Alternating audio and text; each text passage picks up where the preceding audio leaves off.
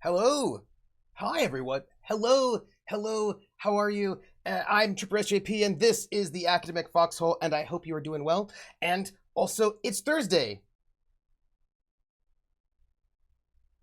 Thursday, getting down on Thursday. Everybody's looking forward to the weekend. Thursday. Gotta get down on Thursday. Everybody's looking forward to the weekend. Partying, yeah. Partying, yeah. Fun. Looking forward to the weekend. That's what I wanted to say. Hi, everybody. Hey, Granny. Hi, Granny Weasley. How are you? Hi. Wait, that's not how the song goes. Well, if it were Thursday, then it would have gone that way. Maybe she would be horrified. Thursday night's a good one. Trooper, this is the first time I've been here at the start of a stream. You're making me regret it. Oh, wait. Are you regretting it because I didn't sing the lyrics properly and you have a really vested interest in making sure that Friday is sung appropriately in all ways and all times? Because I can understand that. I can understand that. That makes sense. Scabbynack, also, what's happening? Scabbynack, you know what? Do you know what I think? I have an idea, and my idea is, Scabbynack, that I still have minimal. Let me check. Oh, Atomica! Hey, I feel like at this moment I still have my alerts set to RPG alerts, which means they don't say out loud the thing. My thing. No, but it was comfortable to listen to. Ah, but I am on minimal. I'm going to switch it over to what I call my main RIAA version of my alerts, which is the alerts with no music. That's what I'm going to do. So I have so much. By the way, I'm going to sing. I just want you to know it, but I'm just going to switch my Nightbot right now. I'm going to have to switch it back anyway, but I'm going to switch it because I don't want it to be wrong. And where's my content? How are we doing right now? Yeah, that's what I thought. Okay. Oh.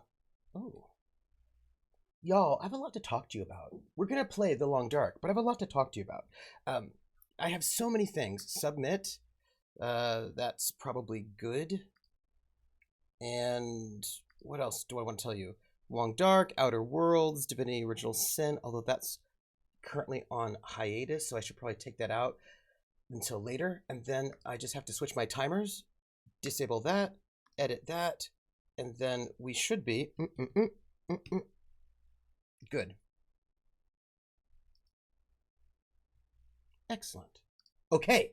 Other doc. Will you I need to send you something. I need to send you a PDF because I have something for you, Other Doc. It's important. It's about cravats. I need to send you a PDF. So nobody let me forget that I need to send Other Doc a PDF which involves cravats. It's important. And I want to share this with Other Docs. So I need to be reminded so I do not forget. By the way, if you feel like I had that question, if you read it, oh yeah, no, I do remember it, and I'm going to give you some thoughts. Grinny says, I also might vanish because I'm technically supposed to be hanging out with family, even though I'm done with people right now. Family, whatever. It's true. Grinny doesn't like partying. Yeah, and also, maybe she's not looking forward to the weekend. I'm just saying that's. See, it's what it is. She's not looking forward to the weekend. So, Other Doc, don't let me forget. Okay, so I have a lot of things that I want to tell you, but first and foremost, we're going to do it backwards. Atomica donated bits, and Atomica donated bits Oh, voice is easier, and I will tell you things. Uh, oof. Oh, Brittany says, I mean, you're not wrong. I'm an extroverted introvert. I like hanging out with people, but I reach a point.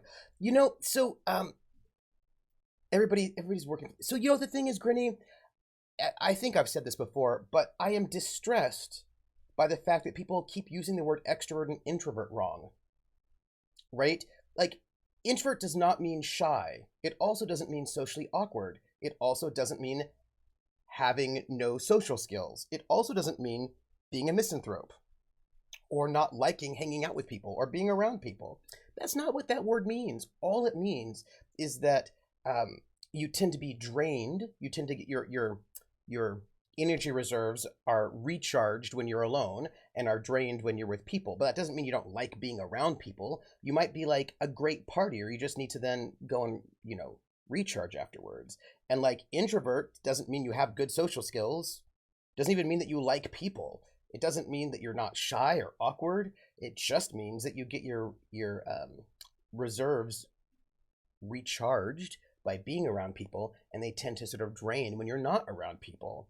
People use these terms to mean things that they are not.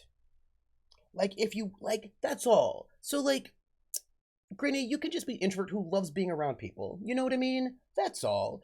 Like, you could be like a charming and awesome introvert who's funny, which you are, by the way, and hilarious and neat and cool and awesome, and still be an introvert. Like, introverts can be awesome. That's all. That's all I'm saying. Yes. Just means smaller social gas tank. It just means like where your charge is. Scabby Neck says, I'm introverted, but I'm really great with people and like being around friends. But when my social battery runs out, I need time by myself. Boom. That's it.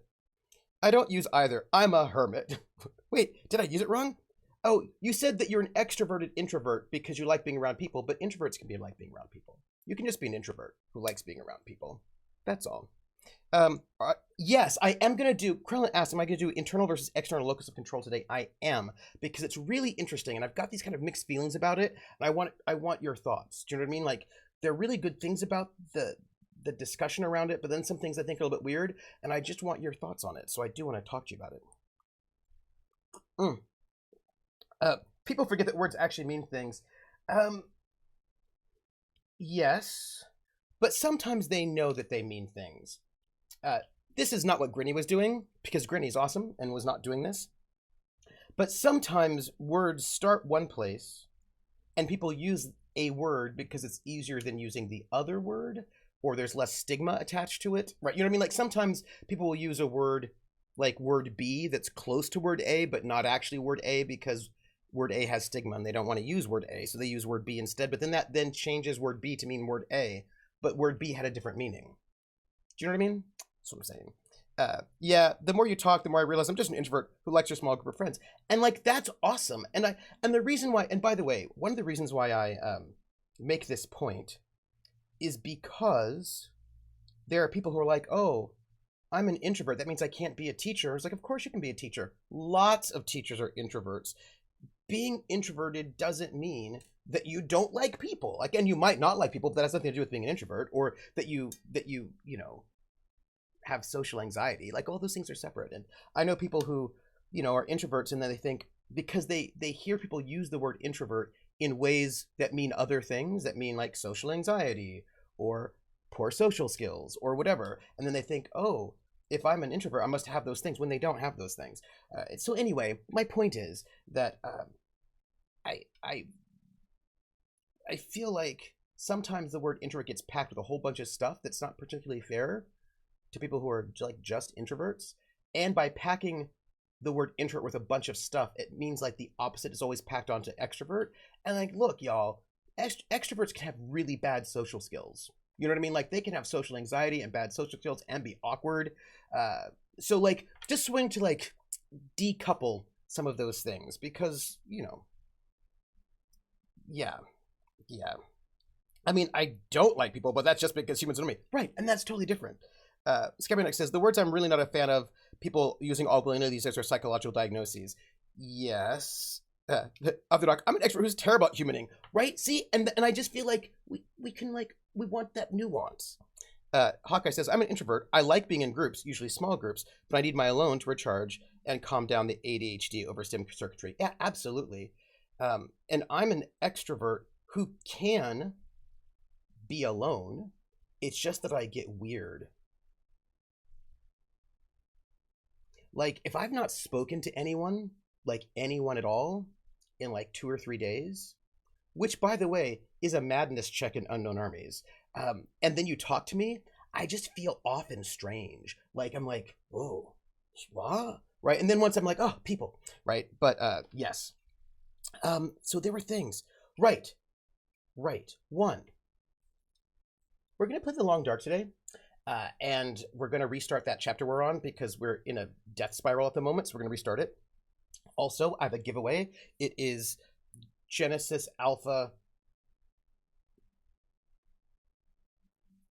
Deluxe Edition, something or other.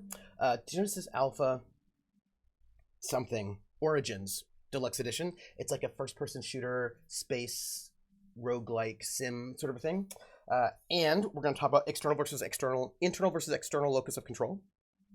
And we are going to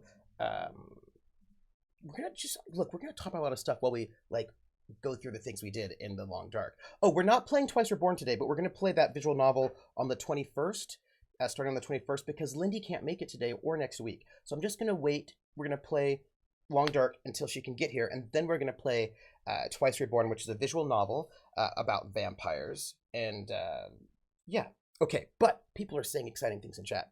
Oh yes, it is a madness check. Looks like Anigeek knows. Anigeek, I want to talk to you about. Look, somebody note things on my conversation list: Unknown Armies, Germany, and internal versus external locus of control. Scabby Neck says, yeah, if I'm like at like a party with a bunch of people I don't know, and my social battery runs out, it doesn't take long until I start feeling like a caged animal on the fringes, if that makes sense. Oh, absolutely. Hey, Drenbar, check on that one. It's been a while since like someone in real life, right? And it's not like and the thing is, so this is actually about internal versus external locus of control. We'll get there. I'm actually fine. Like, I prefer to be around people and talk to them. I don't have to be there all the time, but like it's good for me to talk to people. I like it, but I can handle it if I'm not around people. I just get a little bit weird for a while, which is why I think it's really good that I'm streaming. Yeah, Psst, Trooper, I like the natural salt and pepper of your facial. Oh, thanks. I one of those moments I was like, oh, I should probably go re-dye it, but I just haven't. You know, it just takes a long time because I've got to bleach it for like 30 to 40 minutes, and then I've got to dye it. It's just like this whole long process of bleaching, and you know, I just don't have the time right now, obviously. DSB says, it's interesting how the rise in online communication is really confused. Yes, I think that's really interesting, DSB, the introvert-extrovert distinction. Yes, DSB. And Scabanek says, I think because a lot of people take them on as identities, which goes back to a conversation we had a couple of weeks ago about how there are things that were never identities but then become identities and vice versa, things that sort of fall out of being identities. And what does it mean for something to become an identity?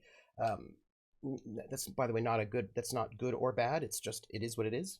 But for me, I think the question is, when something is an identity or becomes an identity, where did that come from, right? Did it come from people external to that group who put an identity on them that group may or may not have asked for?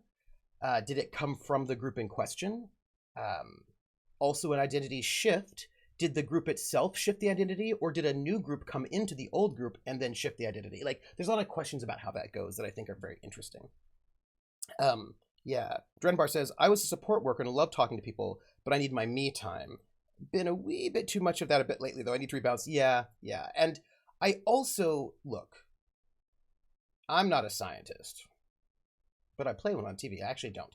But I rarely in life have I ever seen something that actually is a binary, just full-on only binary. So I suspect that introvert versus extrovert is also not a binary, right? I imagine that, it's a spectrum, right? And people fall somewhere along that spectrum, and they may even change where they're at depending on where they're at in their lives. So I don't think it is so rigid, right? That in that way. Yes. Grinny says, right, I'm going to try to people with my family and stop being the weird one at family get together that hides in the hammock. Wait, Grinny, but hammocks are amazing. Hammocks are so cool. Like, I've always, like, hammocks are so cool. Come on. Who wouldn't want to be hanging out in a hammock? Hammocks are awesome.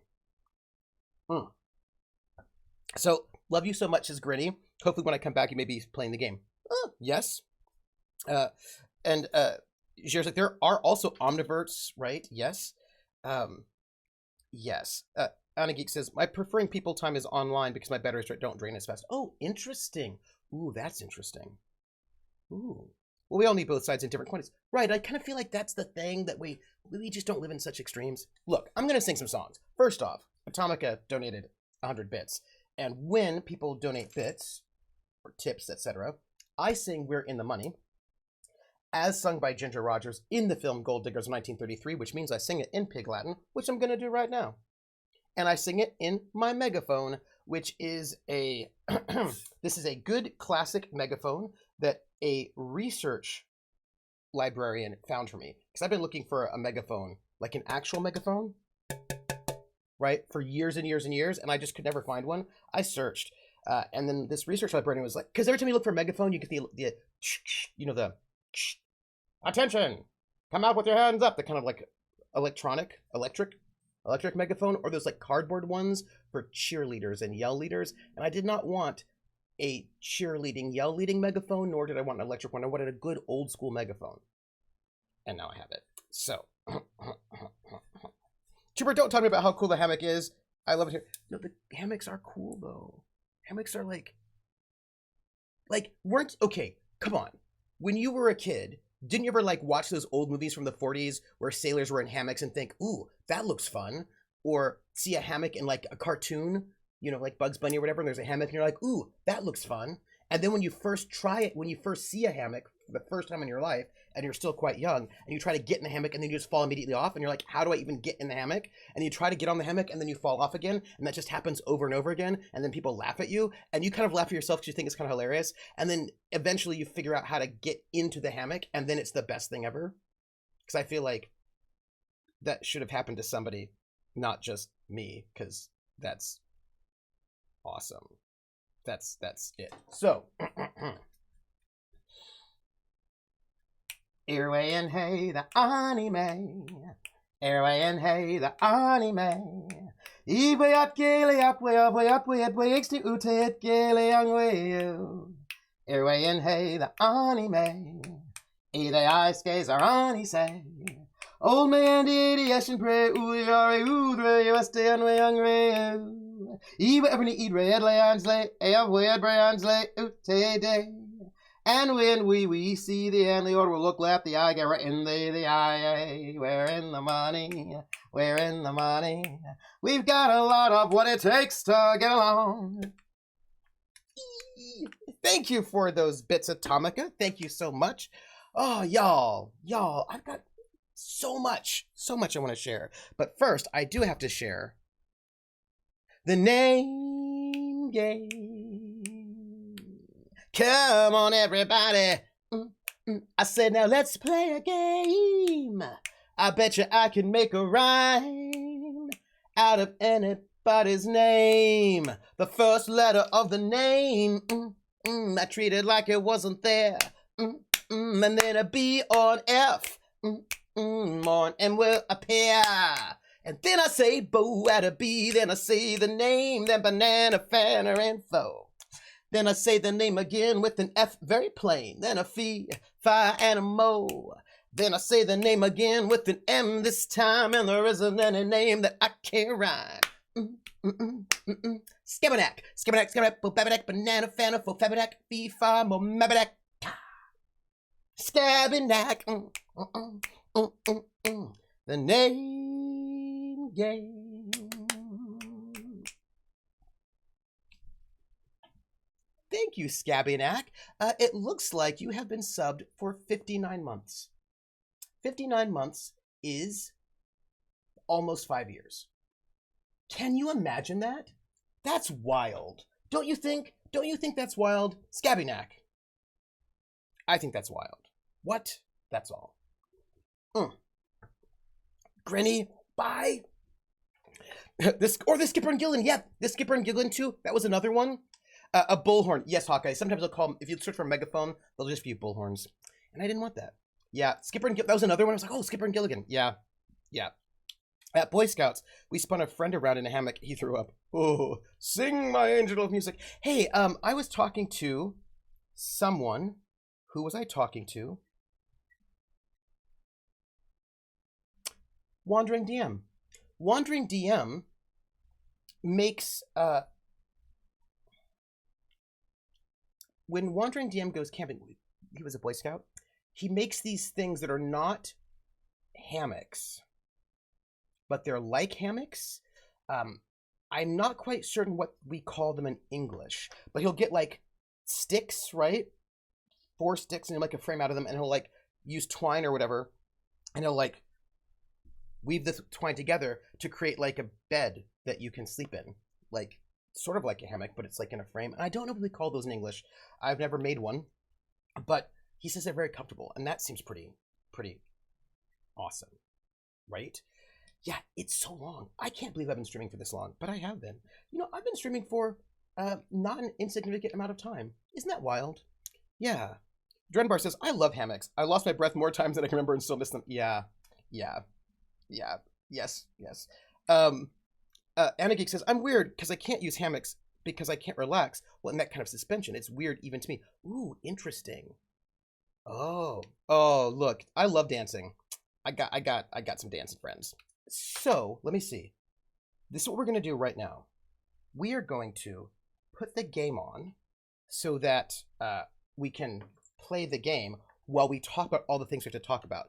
We have to go and like redo chapter 4 anyway, so like it'll be mellow, right? Your son made those for the Royal Rangers. Yeah, what are they called? What are those things called? There must be a name for them. Yeah. Hey, so I want to tell you before we talk about the internal versus an external locus of control, I want you to know that behind the scenes, I'm doing all sorts of stuff. I have been working on updating, you might be able to see it, updating my my OBS a little bit. I've got a new mic, which I've not set up yet, but I will. I'm going to go talk to Jer about making new emotes because we've got more emote slots. So I'm just going to say there's like a lot of really cool behind the scenes things that are happening that, you know, I feel like, let's see, new episode 4. I think there are only 5 episodes total, but the 5th is not out yet. Okay, so we are playing regular, and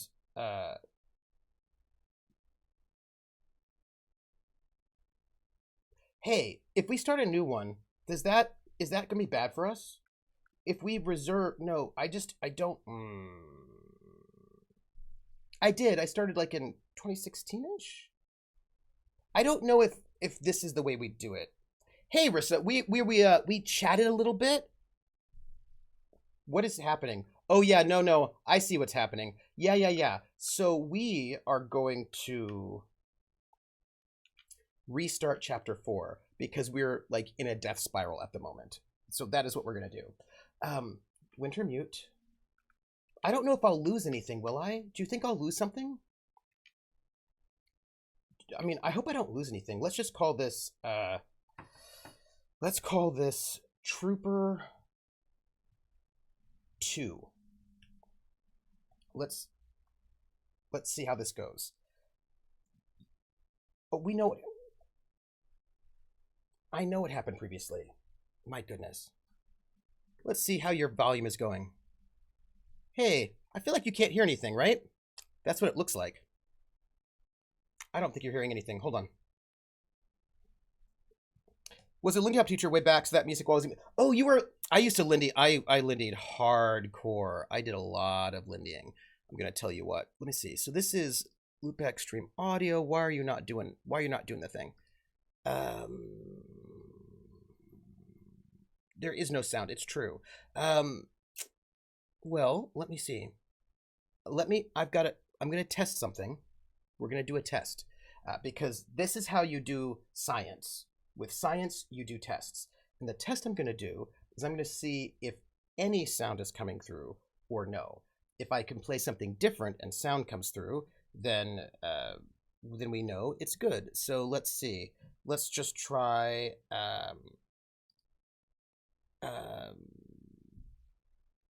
me if you can hear this. Let's see. You cannot. Dang it. All right. You know what that means. That means it's the little connector thing. Oh, what if I have an idea. Hold on. What if I do this? Give me a second. Now, let me see. If I do this, whoop. Where did I put it? Oh, did I quit out?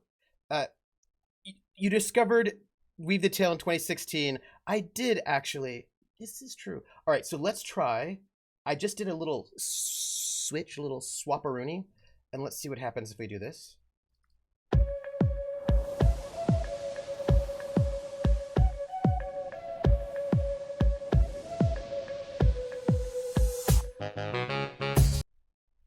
That works. You should have heard that. Now, if you don't mind, I want to try swapping back to the other audio setting just to see if it'll now work, because then that'll be interesting. Let me see. Nope, that's so fascinating. You know what? That's interesting to me. Before we go forward, I'm going to just check this thing out. And by the way, the name game. Come on, everybody. I say, now let's play a game. I bet you I can make a rhyme out of anybody's name. The first letter of the name, I treat it like it wasn't there. And then a B or an F, or an M will appear. And then I say Bo at a B, then I say the name, then banana, fanner, and foe. Then I say the name again with an F, very plain. Then a fee, fi, and a mo. Then I say the name again with an M this time, and there isn't any name that I can't rhyme. Praxagoras Mophoria, Bobaxagoras Mophoria, Fee, Banana Fana, Faxagoras Mophoria, Fee, Fi, Momaxagoras Mophoria, Praxagoras Mophoria, the name game. Prax! I appreciate that. And the 26 months of nerdy academic discourse fun. Also, I just really appreciate that, because it makes me happy to have the name. So I was just pondering. It's all that she wants. It's all that she wants. So what's interesting to me is that if I swap over, volume works, but if I I just want to check this one thing, because this is a thing I need to know for the future. You know what I mean? Let me see. Where's my loopback? Hello, loopback. How are you doing? Oh, okay. Oh, it looks like I needed to install an update. That's, I think, what happened. So, I needed to update my software. And I'm gonna do a check while we're here. I'm gonna do a little check, and let's see what happens if I do this. Let's see, Loopback, how are you doing? Okay, so you're going out. This is good. You can't hear it yet, though. I do not want Trooper to find out what that sounds like in Pig's Latin. First off. All right, so right now, for the record, I'm on my way out, so that's fine.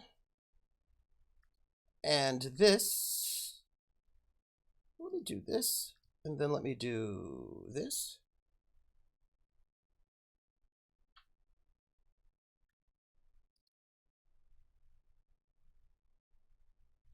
I am getting output, so that's fine. Very odd. Don't worry about it, though, because here's the thing. I probably need to restart, but I don't have to do it because I can just swap which I have more than one. Look, I've set up 2 separate audio connectors, and just because you never know which one is going to do the thing it's going to do, and so we're going to do this one because this is the one that is you know. Okay, I'm back. I fixed it. I fixed it. It's fine. So what happened was that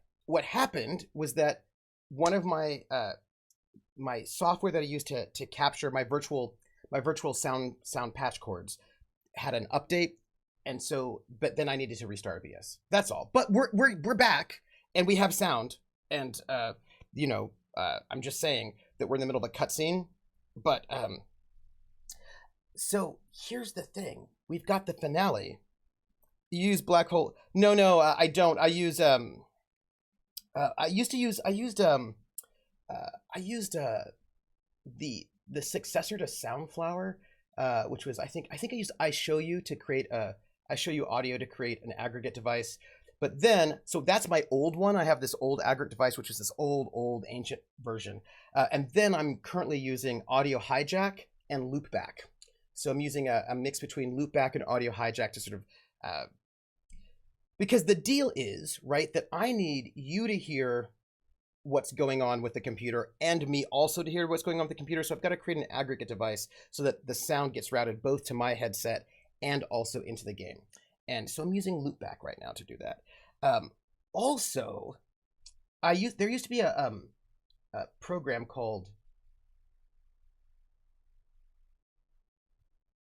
Game Show. Anyway, it was a streaming software like OBS, but it cost like $25 or whatever. But it natively did audio for like Mac, Linux, and PC. It was great. But then the company that made it, Game Show, decided that they no longer wanted to make software for regular people and only make streaming software for like large corporations and studios. And so they have like basically an enterprise edition that's like way too much money. So that's when I moved to OBS. Yes. So we're back. My friends use Black Hole. They're always having issues with audio mix. Oh yeah, no, I don't use Black Hole at all. Okay, go to your session 0 at the dock, and don't forget to remind me about the cravats. Game Show is what Hyper used way back. Yeah, Game Show was actually, thank you, Game Show.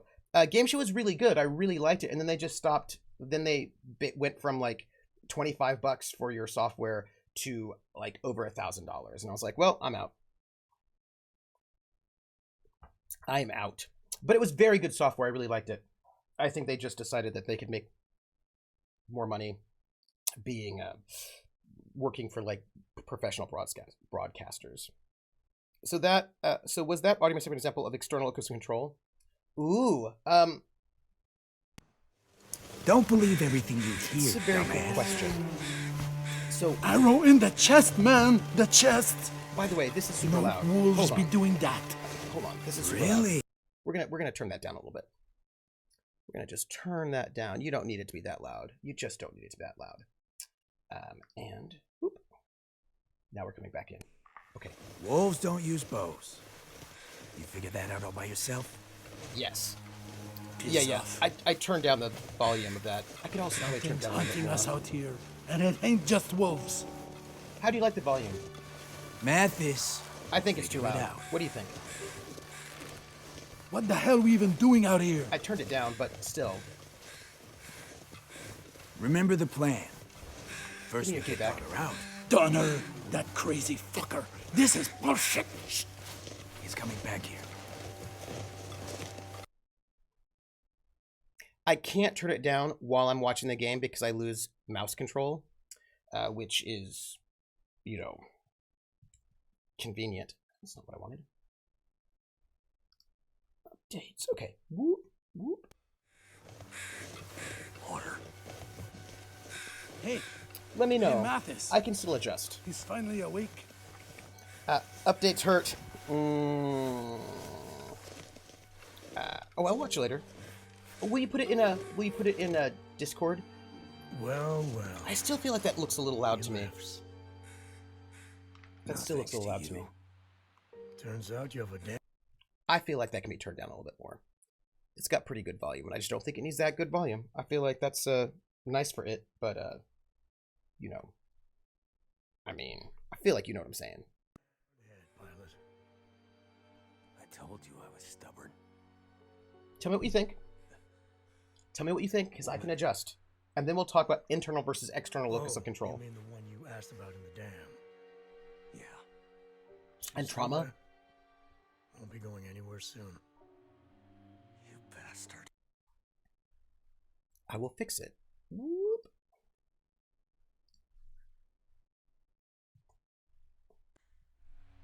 Relax, Mackenzie. Abe Simpson, She had turn nothing it to do up! with you. How do you? Just some old lady. How do we feel lost about in the this? woods. Wandered into the dam when I was there.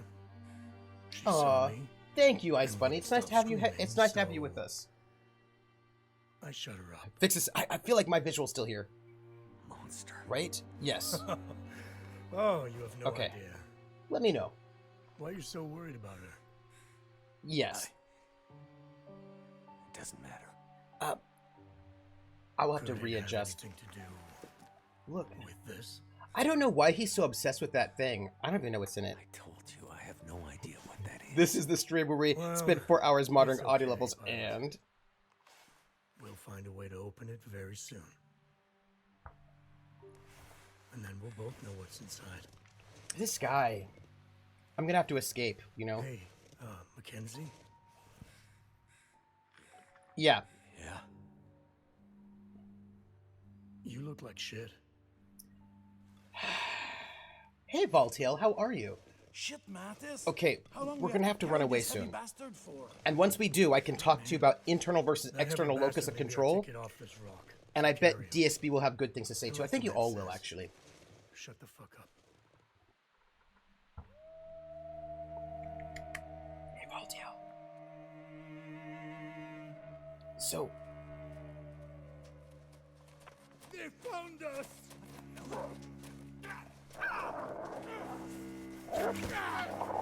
awkward. Awkward. I'm gonna just... I need a weapon. Come and get some, you fucker. DSB says, I never have good things to say, only bad things. All the bad things. Well, you know, this is not going to help us because we're going to end up getting captured anyway, but... Rissa says, so if I recall, we have to escape, survive the wolves, get in prison, talk to the warden, talk to someone to let us get out, and then get some meds. Yes. Keep my hands free. Okay, so we had to restart chapter 4 because we got into a death spiral where we were just basically too injured to be able to make it out. So we're going to just see what we can do while we chat about internal versus external locus of control. Yeah, so some wolf attack on some real jerks. They're not even, they're jerks. I'm not even worried about it. Okay, so I was thinking about something. So it's tricky, right? Because I was prompted, this is complicated. People were talking in a way that I was like, man, this is no good. I feel like there was a thing that I remember reading way back in the day about internal versus external locus of control that would be really relevant to this thing that's happening right now. And then I went and I reread it and I was like, oh, it is, but also there's some things about it that I don't like anymore. So I wanted to go and rehearse this with you. All right, let's see. We are trying to escape is what we're trying to do. So, Have to stay out of sight. I know you do, but I don't think it actually matters if you stay out of sight or not because we're going to get captured in the end anyway. But if we're lucky, we might be able to pick up some stuff while we're here. Where did he go? That's all. You better get him, or there'll be hell to pay. Why? Oh, I know, because you want me to fly you out of here. Yeah, because I'm your escape route. Yeah.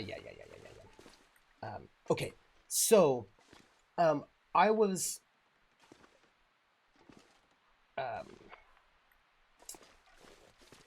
I was reading some message boards, and some people were doing a thing that I found not particularly useful. They were looking at things, and then they were, like, catastrophizing, you know? In this sense, they're like, well, I'm short, and so no one will ever love me, right? That kind of thing. Right, because I'm short, I will never find love, I'll die old and alone because, you know, I'm 5'7" and no one will ever love me. All this kind of, like, just very, very, very... I need a smoke. Like, and then would just then obsessing over their height, like, over and over and over again and keep thinking about it. And What the hell? Let him run. He won't get far with those wolves hunting him. I just keep thinking about my height. Mathis says the pilots are taking off this damn island. Don't you want to get back to the mainland? But Eller, the arrow in the chest, man. Valtiel says, our brains do make it very easy to catastrophize, indeed. Mathis loses his temper again. You know what he's like when he's angry. Let's go. Between Mathis and the wolves, I have a bad feeling about this place. So I'm going to tell you what I remembered out of internal versus external locus control, how it was relevant to that, and then what I found when I reread it. So this is also about, like, dysphoria. So it seems like, you know, brilliant instruments always, too low. Oh, hold on. Wait. Drenbar, I'll just turn it up. Turn it up. Easy. Easy peasy. I can just turn it up. I got the volume. If it's too low, I just fix it. Easy. Easy peasy. Too low for me, so I follow reading in-game phrases, so I'm out. Great game, great super, but I'm tapping out, even though he's a favorite of mine. He knows about Liddy Hop. Drenbar, if it was too low, you just tell me. I'll turn it up. I am happy. I'm happy to turn things up. Because, you know, y'all can hear what it sounds like on your end, and I cannot hear what it sounds like on your end. So I rely on you all to give me a heads up. Yes. All right. So we will see if this is better, because it might be, and then you know, we'll see. So, all right. I'm still here. I love you. Hey, look. I'm happy. I've got my own volume control. Do you know what I mean? Like, I'm fine. I get the volume I want. I just want to make sure that you all get the volume that you want. Laugh, love, Lindy. Okay, so and I was also, somebody was like talking about, like, about their dysphoria, and they're like, oh, you know, I wasn't born cis, and I never will be born cis, and so I will never be happy. And it was like, it was very like the only way I could ever be happy is if I were born cis, but I wasn't born cis, so I will never ever be happy. And people are like, well, you just have to reframe your mind a little bit. And they're like, it's impossible to reframe your mind, and if you think you can, then there's all sorts of stuff, right? And I remember personally, I've long been a person that's like, if there are things that I just cannot control, then I'm gonna have to just let that go. Do you know what I mean? Like, I cannot control a number of things, and those things, since I cannot control them, I just have to, like, move on and, like, find a way to move forward with that, since that's what I got, right? Happiness is a challenge, yeah. Hey, Hrothgar, how are you? So I was remembering Dr. Nerdlove, who was gives romance advice to nerds, and I knew him. I was a mod on his channel on his forums for like a couple years, and I learned about him. Rusty saw blade. Oh, Might be sharp enough to cut this rope. sweet. Let's do that, shall we? I'm doing well. I mean, I'm a little underslept and I got a lot to do, but we're moving towards it. Things will always solve themselves, mostly, yeah. Or sometimes it's just perspective, do you know? So anyway, so Dr. Nerdlove I was hanging out at this time, this was like a long time ago, I was hanging out on the feministing message boards, and Dr. Nerdlove made a post about creepers and nice guys that sort of went viral a little bit. And it was a really good post. It was very, very good. And I was like, oh, this guy seems interesting. So I went over to his website, hang out on his channel, ended up becoming a mod for him. A bunch of us from Feministing ended up becoming mods for him. And it was... I only got Tears of Sleep last night. I can do it. You can do it. Oh, I know. Krillin, I know. Yes, Dr. Nerdlove, I presume. I was reading that people who are grumpy and salty are better off than people who try desperately to run after happiness. I actually heard that is not the case. I heard that people who are grumpy and salty end up just being more unhappy. But I imagine there are studies that go either way. Yes, so... The thing is, so Dr. Nerdlove had been a nerd. Well, he was a nerd. He was a nerd. And he had no success in romance. And he ended up falling into, like, the pickup artist thing, you know? And he did that for a while. And then he realized that it was misogynistic and horrible. And so he stopped doing that. And I think this is where we get captured, by the way. So he stopped doing that. And he then started his advice column, etc., to help nerds find ways to find romance without becoming misogynists and, that sort of thing. So he had lots of different advice. And there is this advice, and I remember it slightly differently than it was when I reread it. Like the book title says, pain is unavoidable, but misery is optional. So stick a geranium in your hat and be happy. I say, be honest about your feelings, but this is where we get captured again. Hello. Oh.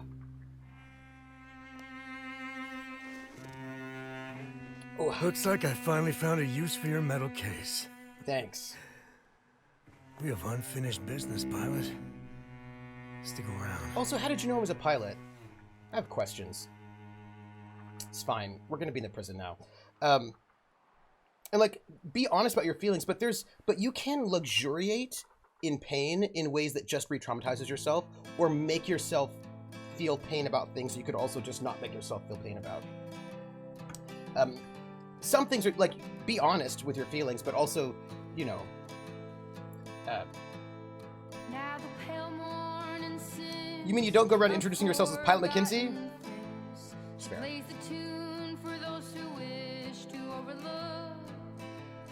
There's the song The going. fact that they've been blindly deceived by those who preach and pray and teach, but she falls short and the night explodes in laughter. Don't you come here and say I didn't warn you about the way your world can alter. Scabbard X says, And oh, how you try to command it all still. Every single time it all shifts one way or the other. I like the animation for those glasses right there. And I'm a goddamn coward, but then again, so are you. And the lions roar, as me evading and hollering for you, and I never really knew what to do. Oh, thanks, Krellin. It's interesting because this is based on realistic versus unrealistic. Sing a song for you that would rise above the mountains and the stars and the sea. And if I wanted it to, it would lead you back to me. That's nice. What about people with unrealistically pessimistic viewpoints, right? I feel like they're going with realistic pessimist versus unrealistic optimist. But what about realistic pessimist versus realistic optimist, or unrealistic pessimist versus realist optimist? There's multiple vectors that are not done there yet. I experienced that people tell me I should call myself fluffy because I do not get that it is a fact that my body is fat and not bad self-talk. Well, if you don't have a negative relationship to the word fat, a lot of people don't. Yes, Trooper. Earlier, while studies have often reported better outcomes for optimists versus pessimists, more recent research also addressed the role of realistic mindset, which is in which expectations are based on reality versus fantasy illusion. Right. Mm-hmm. You awake yet? Hey, I can hear you moving around. Come to the window. DSB says, I'm an unrealistic pessimist, and let me tell you, it's not a good place to be. Stand on the toilet and you can reach the window. Yes. Okay. Thanks. So here's what I want to say.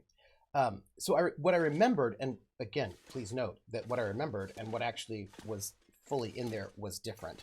But what I remembered was that he talked to a lot of these nerds who are like, a lot of nerds came in there and they were like, basically, I will never find love and my life is miserable and I'm too nerdy to ever, like, just a lot of like. There you are. Well, welcome to the shit show. Very negative ways of thinking about oneself. Roller says, I really need to watch Afterlife, then determine where protagonist is on pessimist to optimist scale. And the thing is that they were like, there's just a lot of like, yeah.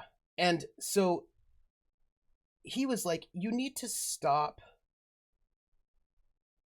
You need to have an internal locus of control rather than an external locus of control. Now, again, I'm going to tell you what I remember, and then I'll tell you what I resaw when I read it, which was the internal versus external locus of control was about the idea that you have to stop looking for external sources of validation, right? Like you have to find value even if people outside of you don't find value for you, right? Like in the sense that like if you're like, you know what, I think I did a good job with that, you need to sort of like take the control over whether or not you like yourself or what you think about yourself, whether or not you think you have value, and stop putting it in other people and putting it in yourself, so that if somebody doesn't like you, it's not the end of the world, right? Like, and he was saying like, you know, it's like, look, okay, there are people who won't like you, right? And you might ask somebody out on a date and they might say no, but that doesn't mean that you're the worst human being ever, or you'll never find love. It just means that that person said no to you. But there are other people in the world, and if you do not look to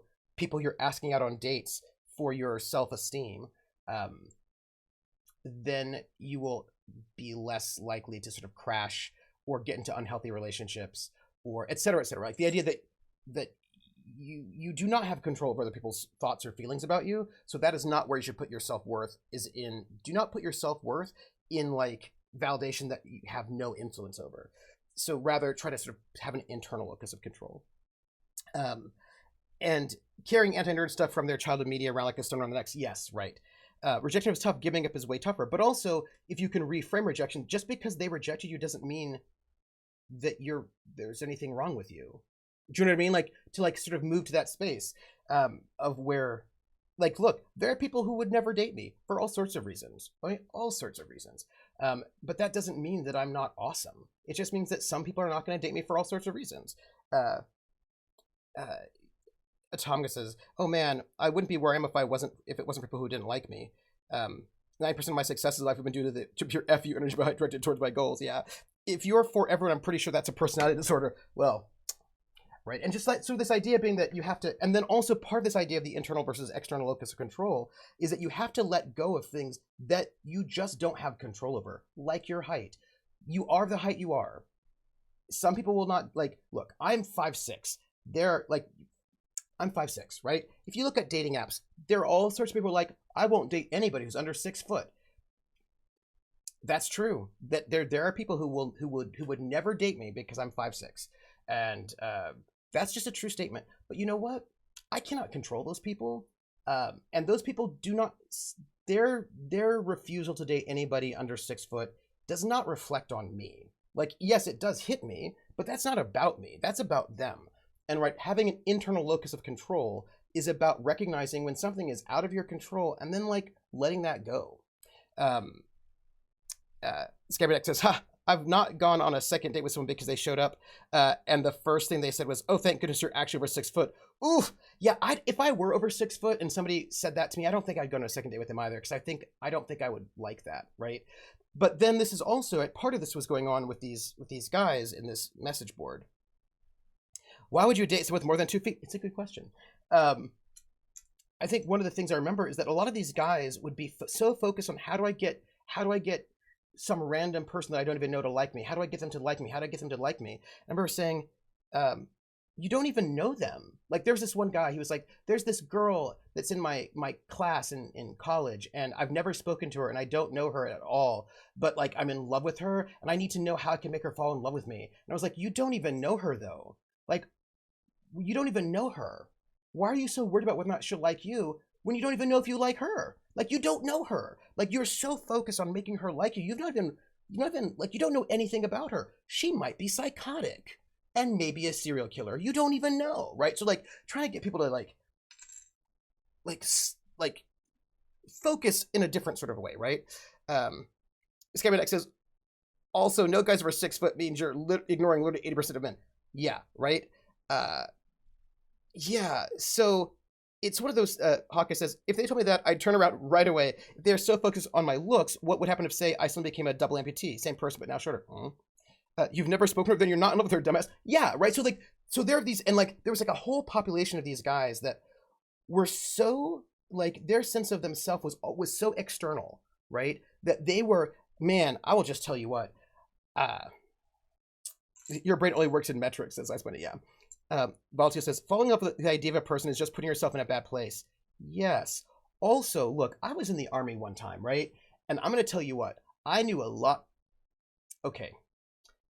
I'm going to say something. It's a freaking gendered thing. A lot of guys get rankled when women talk about how the fact they have to be a little bit wary of men because statistically there's a lot of murder of women by men, right? Also a lot of murder of men by men. But let's say people who date men, right, will often sort of say that. And also, if you actually somehow got into a relationship with this person you've idealized, at some point you're going to find out they aren't that, and it will mess you up. Right. And so here's the thing. I know a lot of women who are who take precautions, right? They go on a date and they tell somebody where they're going. They tell a friend, like, hey, friend, I'm going on this date with this person.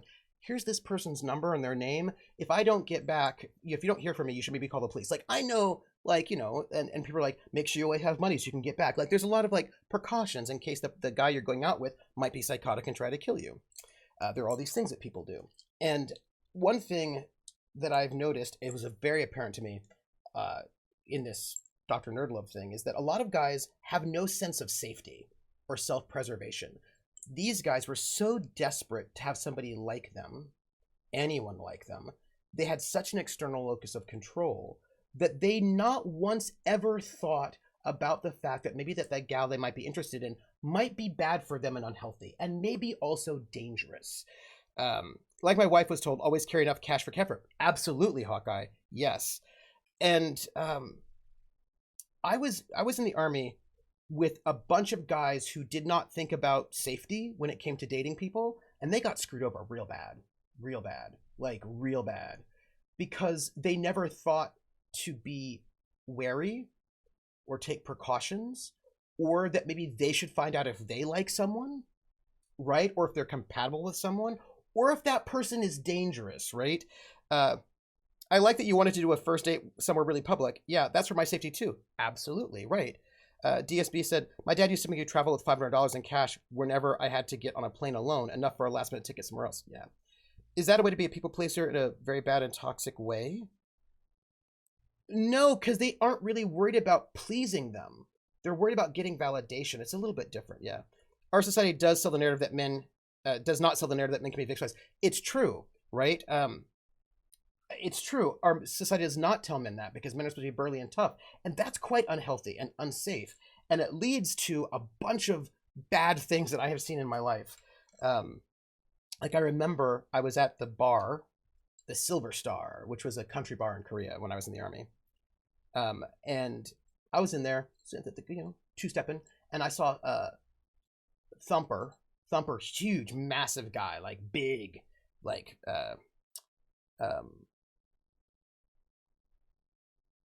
football player. He'd been a football player in high school, like massive dude, right? Strong, burly, very caught up in a lot of toxic masculinity. So he,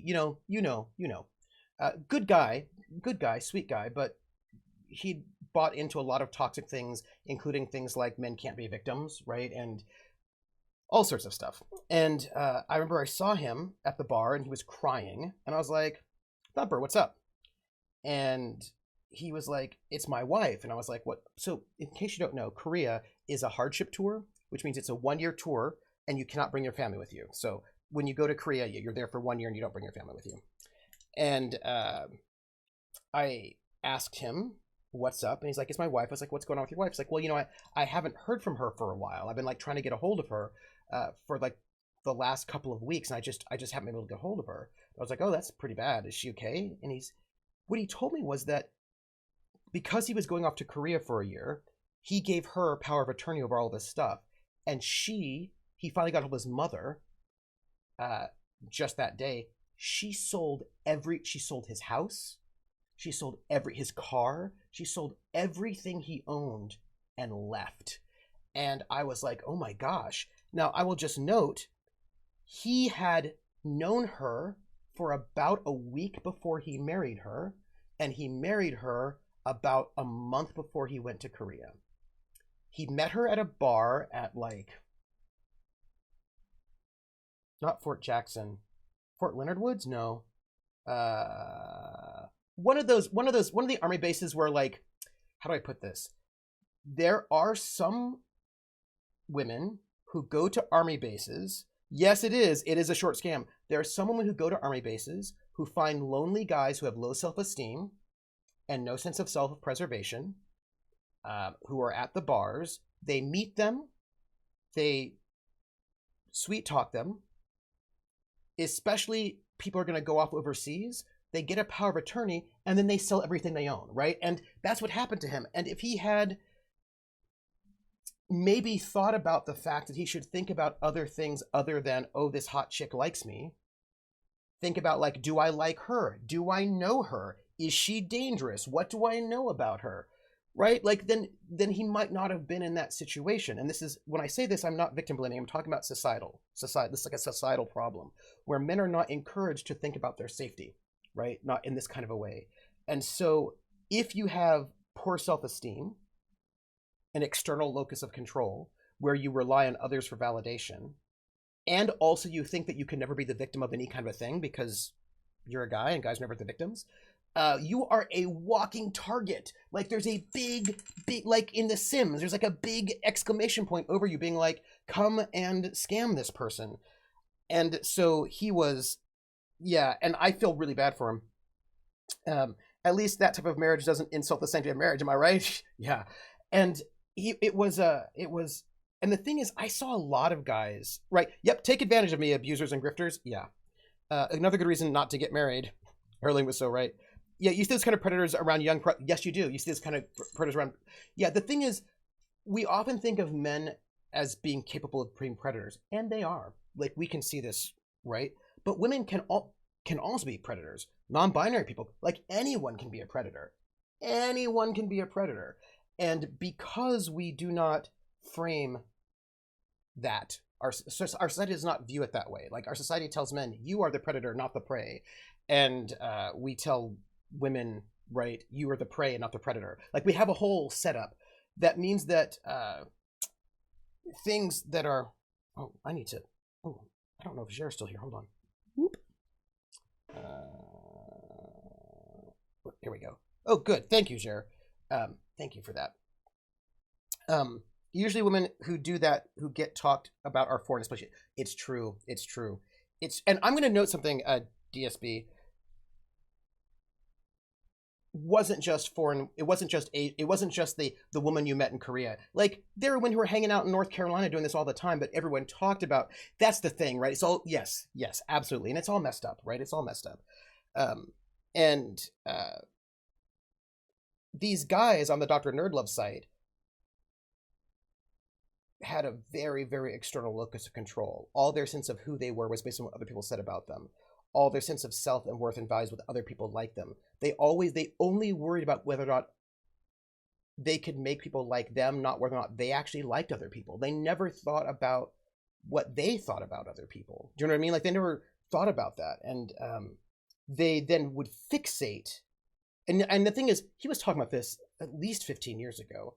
And now you can see it with the black pillars and the incels who are like, well, I don't have the right skull shape, so I'll never find love. Right? That's we'll just fixate on skull shape or chin length or all these things, and then because they have some kind of a thing that can never change, they will never be happy, and they will die alone forever, right? And they will then fixate on it. They'll just like go over and over again. They'll post pictures of themselves and be like, look at my chin, isn't my chin so horrible? And if somebody says, no, your chin's fine, they're like, you're a liar, I know my chin is horrible. And they'll just like fixate on these things that they cannot control, and then they'll talk about the ways in which that's going to make their life sort of miserable forever, right? So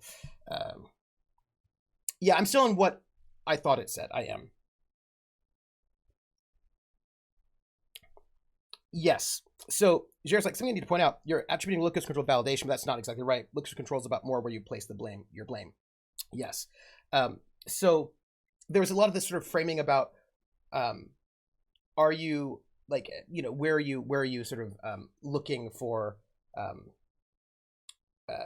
and if you want, now this there was validation being talked about. If you want to frame it in terms of control, by the way, I'll get back to what it actually said. If you want to frame it in terms of control, it would be who controls your sense of self-worth. Do external people control your sense of self-worth, or do you control your sense of self-worth, right? So they would then sort of like put it on like, and when things go poorly, do you blame everyone around you, or do you blame yourself, right? How late am I streaming tonight? Yes. I'm going to, it's just that we have to talk. I'm going to, okay, not too late. So who are you? Because I started at a decent time. Unfortunately, I run this place. That doesn't seem to be working out too well for you. Yes, well, normally I'm on the other side of the bars. Name's Franklin. I'm warden here at Black Rock. And you are? Mackenzie. Ice Bunny asks, Franklin, what's going on here? are these people that are in the gym all day? The No. situation is this. You and I are locked up in here. Mathis and his gang of thugs are trying to break someone out of solitary. We're still alive, for now, so they must need us for something. The power's been out for days, and nobody is coming to help. They don't go to the gym Sounds about right. because they think there's no point, right? There's no point going to the gym because no amount of working out will ever change the fact that their skull's the wrong shape, so they'll never find love, and they're hideously ugly forever, right? So they don't go to the gym. They've given all that up. So that's all done. So like this was like kind of like how people were sort of using it, thinking about ways to like basically stop doom scrolling on yourself, right? Like trying to like move that away. But I was, and I feel like a lot of that seems quite useful. But then I was rereading the original article, and I was like, oof, oof, oof, oof, oof, oof, oof. There's some stuff in here that I'm like, oh, right. So going back to what Jer was saying, that the second half of the article got to what I was talking about, right? The second half of the article got to what I was talking about. The first half was like, are you the kind of person who thinks that you're the master of your own destiny and that like you can control like what happens to you in the world? Or do you feel like, or you're the kind of person that feels like things happen to you, right? If you're the person that thinks you control your own destiny, then you have an internal locus of control. If you have an external locus of control, that means you feel like you are like a powerless in the face of fate, right? And so that part I did not like at all because it felt very bootstrappy. You know what I mean? Pull yourself up by your bootstraps. I can do whatever I want, but like you can't do whatever you want. Like you don't like. Do you know what I mean? You know what I mean? Like some things are out of your hands, and so it was really weird because it started off with this whole kind of like, if you have an internal locus of control, you are the master of your own destiny. And if you have an external locus of control, you let other people control your destiny. And I really did not like that at all. The second half, which was about where you look for validation and who you, whether or not you take any kind of, whether or not you like sort of gaining resiliency, looking inward for senses of value, and for taking some agency, right? Sort of internal agency, and no matter how hard he wished it and worked at Gary Coleman's never be told, right? And of course he did in the second half. In the second half of the article, he was like, "That's right. You will never be tall if you don't, if because it won't be. And so if you have an internal locus of control, you're going to recognize that and then move forward, right? Rather than sort of searching for other people to validate you." I'm going to get there. So that was, I think, the thing that was, what was weird to me was that The second half was all about trying to sort of gather agency and stop being dependent on, like, not fixating on things you cannot control.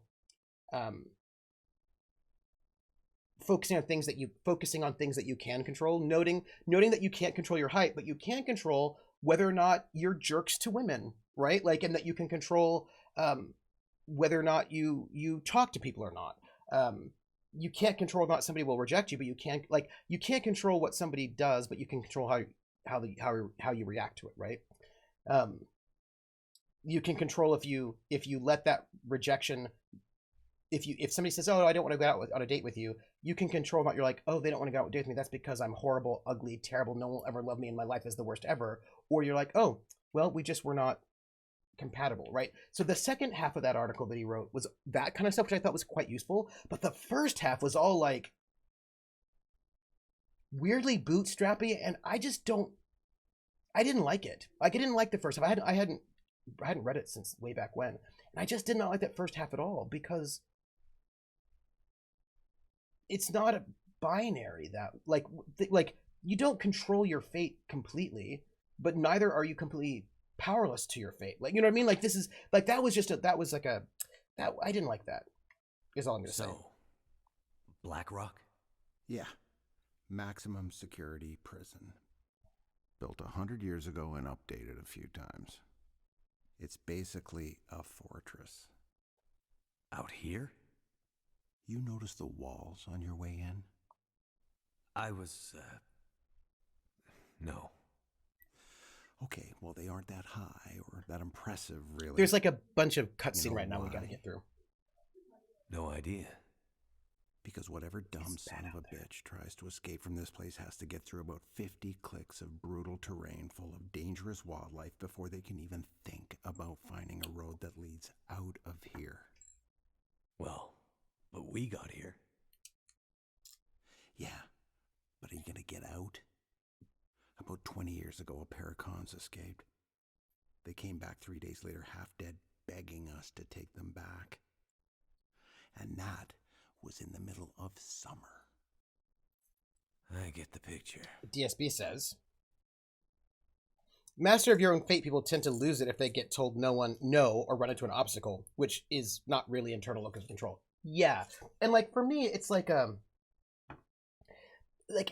for me, it was just the language of like controlling one's own fate that felt really off to me, because you can't control your own fate. Do you know what I mean? Like, that's not a thing you can do. There are things you can do. There are things you can control, I suppose, as much as you can control anything. But like, there's just some things you can't control, and yeah. So, Mathis. You know him? We do what we can when we go can. way back. He was in for murder on the mainland about 10 years ago. He did 7 and then got off on parole. I was warden at one of the federal pens Really? there, and, well, let's just say Jared says, Mathis isn't sending me any Christmas cards. from these his days. understanding, this is the weakest of the game's chapters. Any idea what he's doing here? Is it because Mackenzie, Unfortunately, with his yeah. hollow He's here bones? for Donner. Donner. Who's that? That's his son. His son. Shit. So, some kind of twisted family reunion. Mathis is bad, but he's old school bad. Murder, larceny, the occasional heist, and Grand Theft Auto. But Donner, he's a chip off the old block and then some. So, not a good person. Well, he's locked up in Blackrock, isn't he? Listen, Mathis is bad, but Donner is something much worse. I've seen a lot of criminals in my years, and Donner, he's one of those guys that keeps wardens like me up at night. He's evil to the core. He's the kind of guy they make prisons like Blackrock for. There's no redemption for guys like Donner. They aren't here for rehabilitation. Which website, There's no Hrothgar? way back to living in regular society again. They just want to destroy the world you and I live in. If Mathis is bad, Donner is biblical bad. Okay. Icepenny says, the only thing you can change is yourself, and when you want change, you have to start with yourself. I have to find a way to hammer that into my sister-in-law. She's complaining and repeating the past in the worst of ways. it looks like my niece is dyslexic too, and on the way to be disliking her mom in a way I dislike my mom. Oh, the DJing website. Oh, yeah, yes. I remember that. Yes. Ping me again. I've got a lot of... Ping me again. The last couple of weeks have been ridiculous. Yeah, this is just got like a bunch of talking right now. So what I think is interesting about this, right, is that for me, and it's also a couple of things, right, because there are some things, like the only person you can change is yourself. Yes and no, in the sense that there's some things about yourself you can't change, but you can change your attitude towards those things. And also you can inspire change in other people. You know what I mean? So like, because we aren't islands, we aren't alone, but I think it's really about trying to find that balance between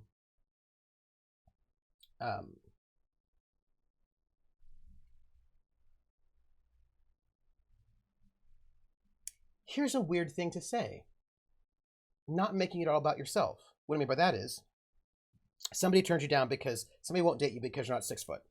That's not really that's about you, but it's not about you, right? Like, it's not about you. That's on them. They've got a thing where they're only dating people who are 6 foot and up, and you are under 6 foot, and maybe it can be very demoralizing when you see over and over and over and over again that people are like, I will never date anybody under 6 foot. I will never date anybody under 6 foot, because that's quite prevalent, right? But you can't do anything about their prejudices, and you cannot internalize their prejudices and think, oh, I'm the worst because I'm under 6 foot and blah, blah, blah. Lots of people are under 6 foot. You can find love, but if you hate yourself for being under 6 foot, it'll make it harder because you'll be projecting like a dourness. Also, you probably don't want to date people who will only date people who are 6 foot and up, regardless of what height you are. Like, it's probably not great. Do you know what I mean? Like, I don't think that would be healthy for me to date somebody in that space, unless you are also 6 foot and would only date somebody who's under 5. I don't know. If your things work out, good for it. But if you're coming up against people who, like, a pattern of prejudice against your thing, your choice is to either let that drown you, or to refocus by saying, I will not let them define me, right? Do you know what I mean? And as a person who is a minority in multiple ways, I just am not going to let other people define me, because if I did, that would be no good for me. So I just can't do that. Do you know what I mean? I can recognize where other people are coming from, but it doesn't mean I have to internalize it. And that's, yeah. Yep. It's still about the other person's hang-ups, this game. Yeah. Roller says, it may not even be body, but flavor. Yeah, absolutely. Attitudes, interests, yeah. If you're under 6 foot, don't look for love from Randy Newman. Yep. I like the song says, you're looking for love in all the wrong places. Right. And then you know what, though? And here's the thing. You've got to look one step too. Let's say you actually did end up convincing that person who hates people who are under 6 foot to date you. Great. And you know what? That's probably not going to be a great relationship, to be honest. It's probably going to be kind of unhealthy, is all I'm going to say. So, like, maybe don't do that. Maybe it just seems weird to me because I don't have preferences in that way. Hey, Toy Boat, how are you? So, Donner is a very bad guy. Oh, I love those Mathis bees. came here to spring him. I love those bees. Tell me again why we aren't dead yet. Well, that's a story. Power went out here a couple of weeks ago now. The backups held for a while, but eventually the cons were able to break out and overwhelm the guards.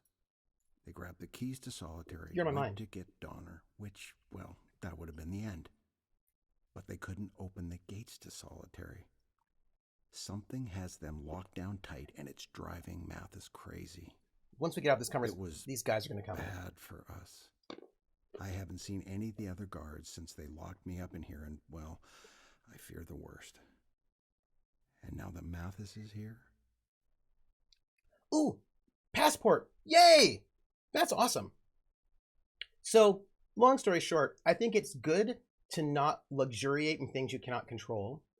I think it's good not to fixate on things that you can't control.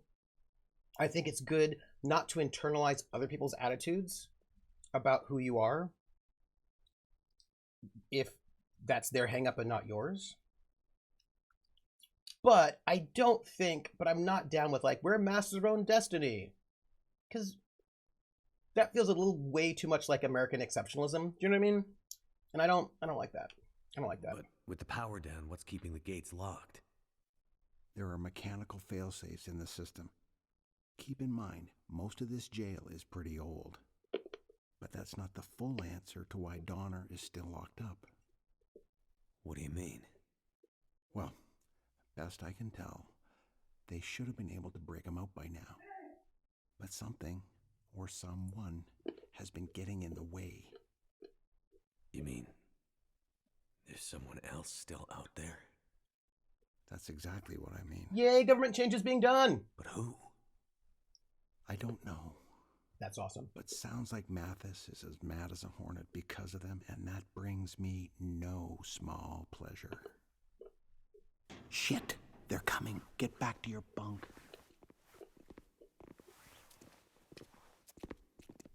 So long cutscene.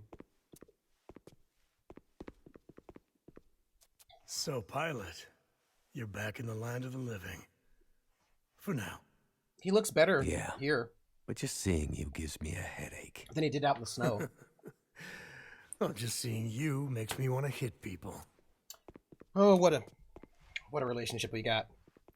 Roller. So, Warden, Slowly but surely. looks like we have a little problem. Sure, but don't call me Shirley. I still can't get into solitary. You have any idea why that might be?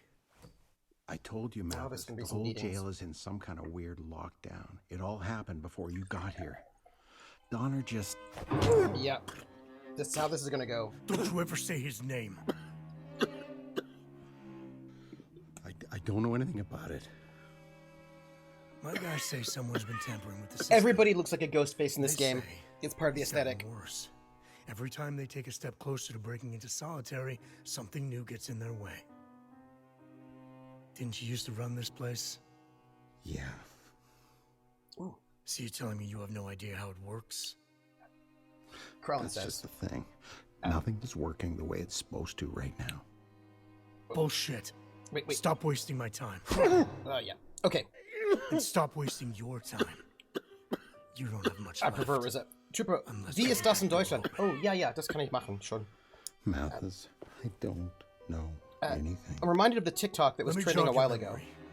memory.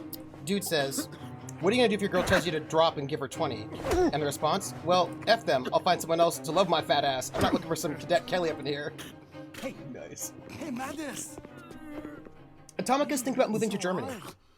Like, we might still need him to get him out. 20 push-ups. Mathis, he doesn't look good. You're going too far.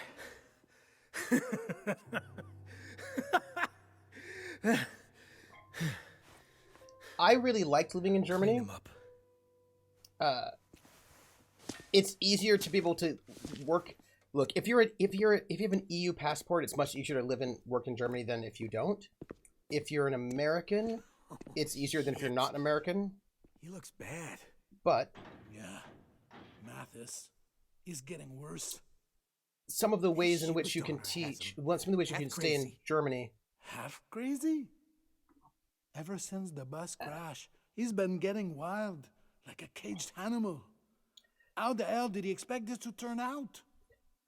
You remember Montreal, right? Oh yeah, Your best bet I mean, remember that Is place to on teach St. English. Catherine's with the girl who... Not that, you fucking moron. Remember how Mathis broke out?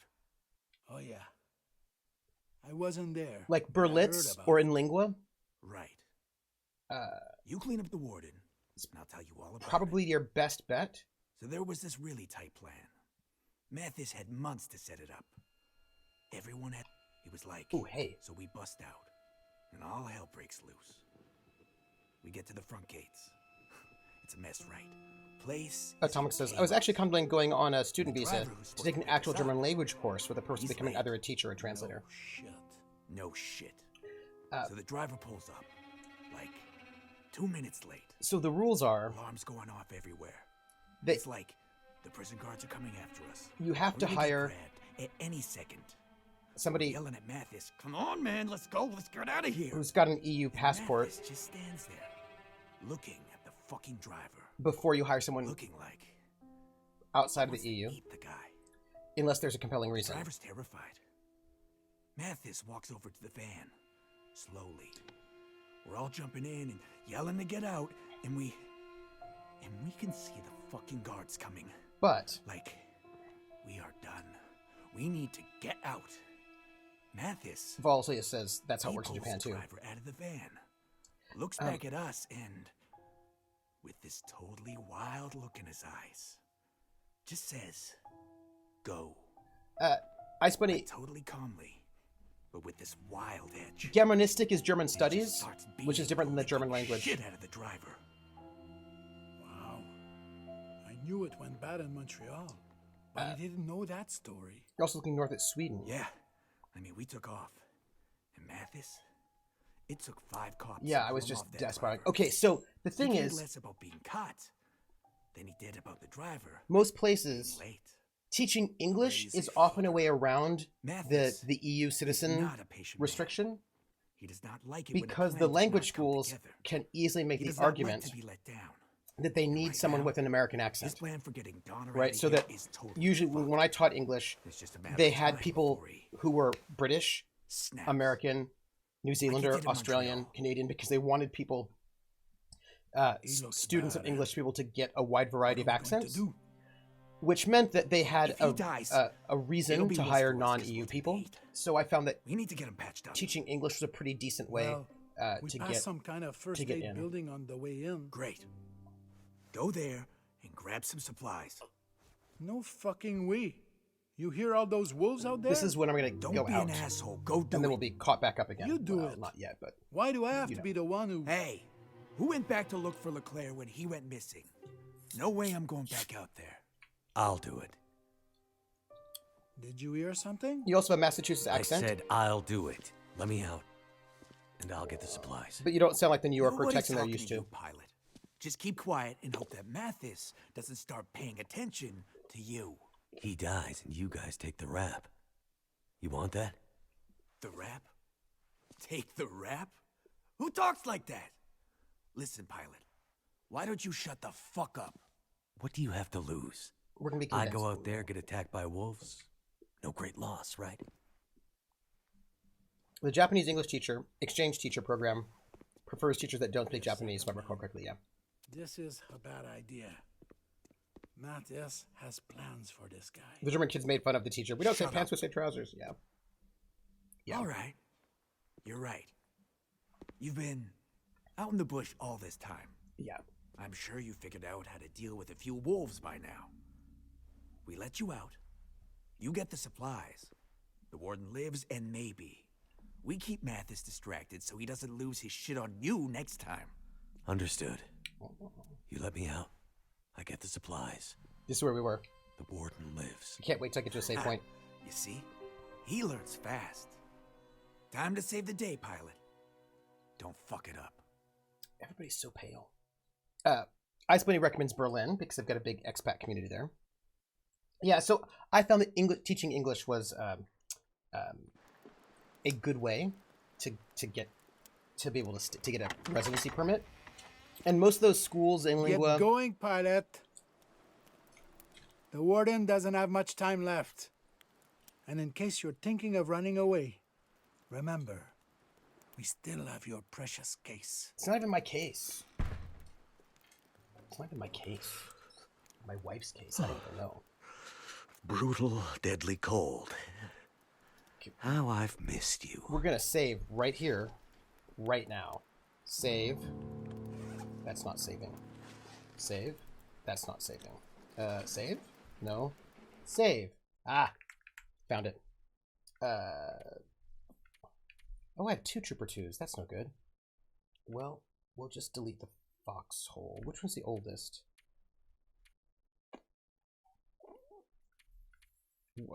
This one. Yes. Okay. Okay, so we are going to scoot around, right? Gather as much stuff as possible, and we're not going to be destroyed by wolves this time. This is our goal. No destroyed by wolves. My cat is sleeping in my hand. Typing is hard. Hey, look, soda. Excellent. We're going to take all the things. We're going to load up. It's going to be great. Feel awesome about ourselves. Also, getting out. I would suggest that you say yes. Yes. So there's anything, a battery, which I don't know what we can do with it. It's fine. I don't have a pry bar. What? You know what? I was going to look at my inventory, but I'm not because we're out in the snow. I'm going to wait till we're inside to do that. Yeah, so for me, let's take some sticks.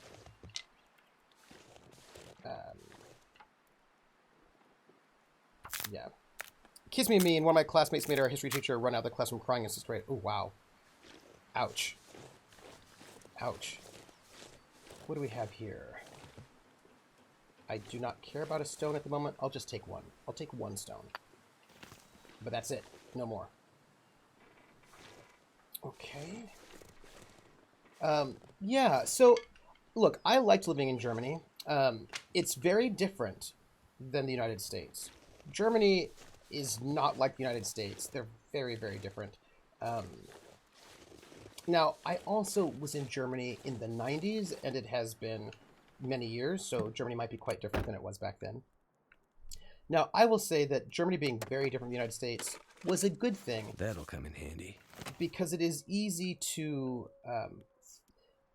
Americans often don't realize that the world is different than the United States, right? Sometimes in very, very subtle ways, sometimes in very obvious ways.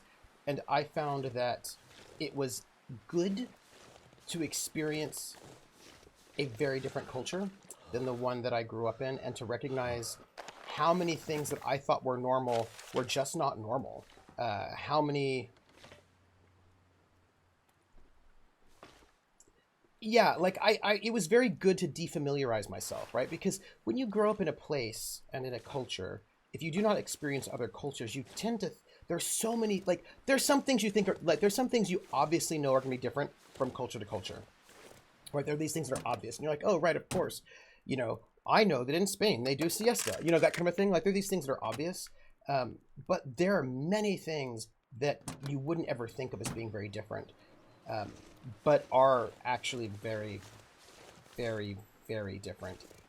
And it makes you rethink a lot about your life and your reality. Like, because it's basically you're living in a different reality. Do you know what I mean? And being able to experience someone else's fundamentally different reality, I found to be humbling and a very good experience. I thought it was something I thought was healthy for me to be confronted with very, very different ways of being. So I think I can use this. Am a fan of living overseas if you can. I also think it is very useful to be in a place that does not speak your first language quite a lot. I just basically think it's really good to sort of deprotagonize yourself in certain ways, and to think and to like be in situations where you are not the center of the universe. I think that's a very good thing.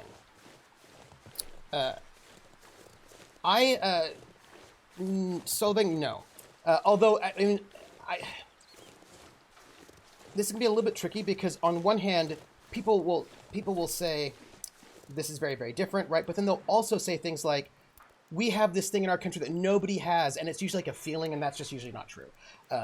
Like, people will say, oh, there's no such thing as Gemütlichkeit in America, and you're like, that's just not true, right? Like, we don't have that word, but we have a feeling of coziness. And so there are ways in which cultures are different, but there are ways in which cultures like to imagine that they are different and special because only they have love, or only they have freedom, or only they have comfiness. And that's just not true. Like, we're all human. So there's something very nice about those things as well. Yes. And what do you expect to do with that stone? I don't know, Krellin. I can't catch rabbits with stones. It's terrible. I know it's been a while, but I've taken into account. Anyway, I just think it's a good thing. Someone says, that's the thing. I've experienced a lot of cultures, but here in the US version, I'd like to actually get out into the world before I die. You should. I think you should get out in the world. I'm at the same latitude as Spain. We should also do siesta. As we grow, we expect things. This is not guaranteed yet. Freedom is absolutely that thing for Americans. Absolutely. They have Oompa music and sausage with sauerkraut in America. They do. They do. I mean, it's true, right? You can go to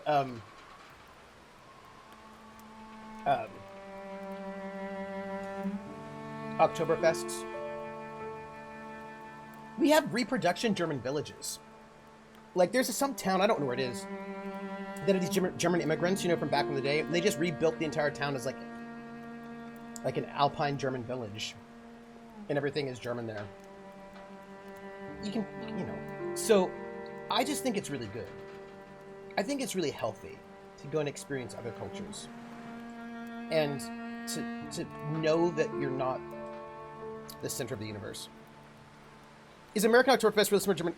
Well, depends on which Oktoberfest you go to, but the Oktoberfest in Munich is full of Americans, so yes. Also Japanese tourists, and tourists from all over the place. There are Oktoberfests that are more like various German Oktoberfests, and there are German fests that are less like various German Oktoberfests, and not all German Oktoberfests are the same. An Oktoberfest in Augsburg, which is a little town, is very different from the Munich Oktoberfest, which is an international tourist destination. You know what I mean? You know what I mean? Just go to Cincinnati for the Cincinnati Oktoberfest. Skabenek says, there's a town in Poland, I think, that dress up to Americans and do American things on July 4th. Something is reproduction of Denmark. My Danish English teacher was not considering it Danish at all. Everybody has feelings. Everybody is a gatekeeper in their own way. And everybody has feelings about what is or what isn't truly X, Y, or Z. Often in weird ways. Atomicus says, my hometown is where the first Japanese immigrant lived because he got his boat stuck out at sea so long he went home he would have been executed. Oh, wow. That's interesting. Multipost. Skabinak says, okay, we remember quite a bit about this area, I hope. So we're going to see what we can do. We're going to have to get, of course, fire things for later. Skabinak says, the only festival I got to attend in Germany was Johannesfest in Mainz. My host uncle was running a beer tent. Oh, interesting. Hey, look, we've got things for fire making. I wonder why. The most eye-opening thing was people getting on and off rides before they were fully stopped. Oh, interesting. Japan was xenophobic at the time, and if you were out to sea too long, they assumed you met foreigners and would be put to death. He and the other 3 fishermen were pitted by Dutch traders. Oh, interesting. Krellin says, did y'all know that New Mexico has a tradition that long predates Burning Man of burning a giant straw man in effigy to get rid of the year's bad vibes? Oh, that's so cool, Krellin. I wonder if that's where Burning Man got it. They went to San Fran, then signed on as crew to the boat and went all the way south and back up to New England. Oh, that's so interesting. It's called Zozobra. Ooh. All right, so we're doing our 360, but we know the places. We're going to have a better time this time than last time. I need to find some way in. Yeah, I know. Oh, let's save. Let's save. Also, let's delete this one. Confirm. And then let's make a new save. And we'll call this rerun. Boom. Okay. Good.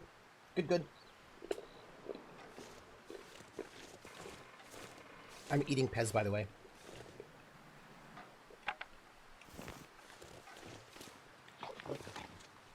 Wolf, which was freaking us out, but I think the wolf is not close at the moment. Or we're able to sort of deal with that. We're going around this way.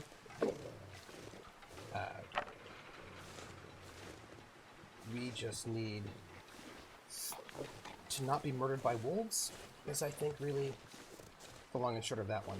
Because that's what happened last time. We got murdered by wolves, and it was not fun. And I don't recommend it. This'll come in handy. Yes. My mom lived in Germany in the back of the day time. I'm gonna go up here. Man.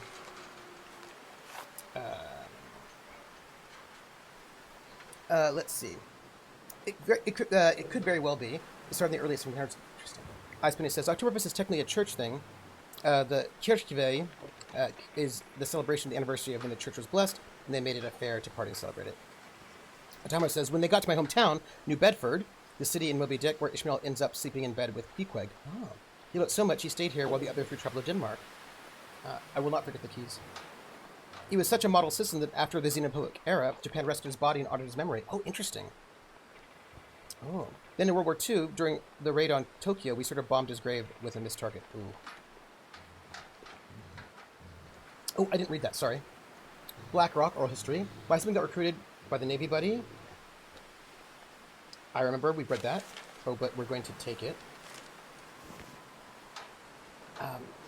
Look, I feel like we're going to be able to get ourselves caught up quickly. And you know what? I feel like there are probably a couple other things that we could do this time around that will be good for us. I think the wolf is out there. Look, it's gonna be so good. This is gonna be so good. And we have a pry bar now, which means we can hit those cars. I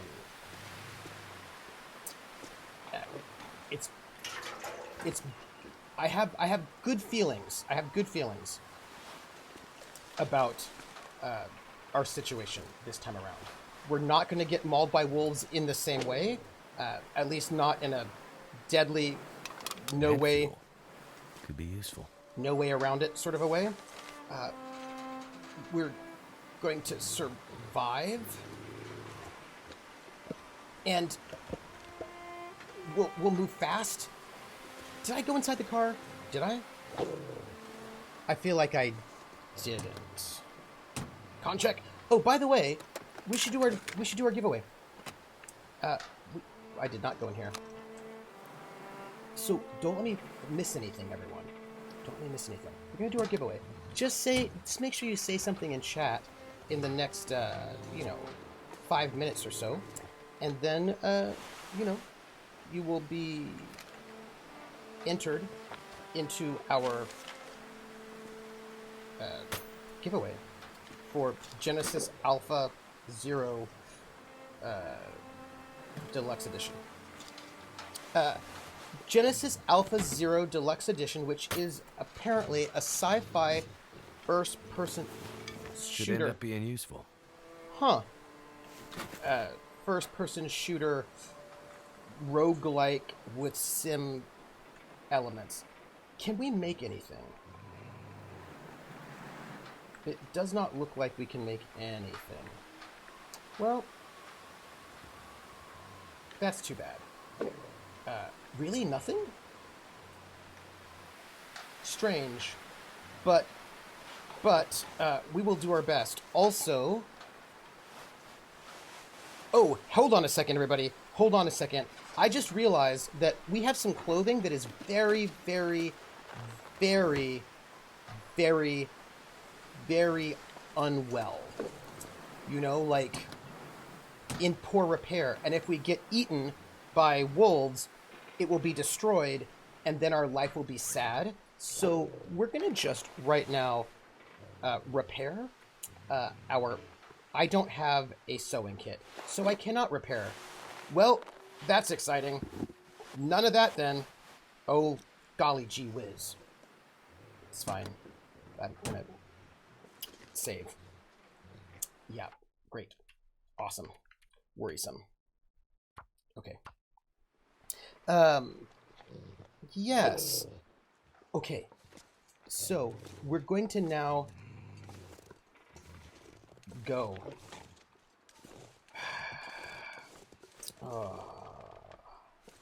Yeah, Atomica, I feel like if you're interested, I think you should do it. Also, we're going to just try to avoid this wolf and go the long way around. And then if we are lucky, we will avoid the wolf, and then also find the keys, and everything will be great. Oh gosh. I'm sorry. I just hear it behind me. You know what I mean? And I don't want to look back, because I feel like if you look, then it... Like, if you can't see it, it can't see you. So if you just don't look at the wolf, it won't see you, and you'll be fine. That's all. I do not intend to be a wolf snack. I'm trying to avoid the wolf snack this time around. But, we shall see how successful we get on that one. Oh yeah, the Goethe Institute has good language exams there. Wait, Onigiri, what are you saying? That's not how nature works. Are you saying that... That's so strange. Read text. Key to a locker in the Black Rock Officers Barracks. Awesome. Hope nobody needs this anymore. Well, he's dead, so I don't think he needs it. That's just a guess on my part. What with him being dead... It's just... Okay, we're going this way. We're going this way. Nope, we're going this way. Run. Run. Nope. Run. Is it still following me? It is. We're gonna keep going this way. Hey everybody, going this way.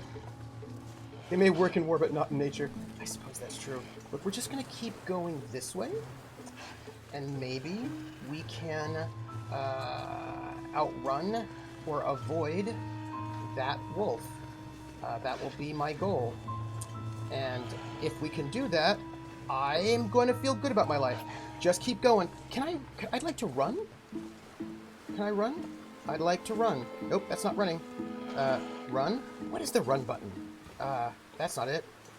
And I know I can run because, I'm not encumbered. Oh gosh. Come on, let's go. Keep, oh gosh. Nope. Wait. Here, wait, hold on. Fire. Nope. Scare.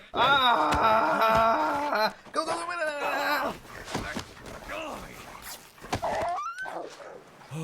Okay, I don't have an infection, which was what killed me last time. We're gonna go. Gotta stop that blood loss. Yeah, I know, but we gotta get through this door. First the door. Then we can do all the rest of the stuff. Just here. Just in here, in the door. Just close the door. Okay. First aid. First aid? No. First aid. No. First aid? How am I doing? Okay. Okay. Blood loss. I don't have... Okay. Can I make a bandage? Make a bandage. Let's do that. Let's make a bandage. But I didn't get infected, right? So I wasn't... Gotta stop that bleeding. I know. Okay. Infection, blood loss, treat. Treat. Do I not? I have it, right? Didn't I make them? Okay, I have bandages. Okay, here, use. Blood loss. So Yeah, no, go. I know. Okay, and then, we'll use this, and then we'll put it on our, wolf bite. Oh, that's pain. Oh no. Okay, it's fine. Yeah, I know it didn't do anything. Okay, it's fine. We're gonna also make more bandages. We need to not get infections, is really what this is about. Also, I'm cold. Also, we're going to very quickly use this to fix my right foot, and then we're gonna go and see if we can not get... I tried not to get hit by that wolf. Do you know what I mean? Like, I really did. That was like my goal, was to not get hit by that wolf. Okay. We're not dead. And I do not think we currently have an infection. I think we just have an infection risk.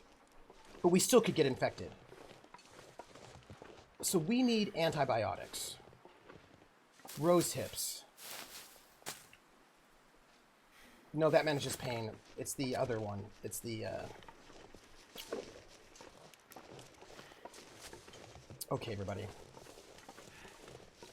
Do or do not. There is no try. Okay. Yeah, the Goethe Institute is a good place. They teach German. All right, we are going to think about our lack of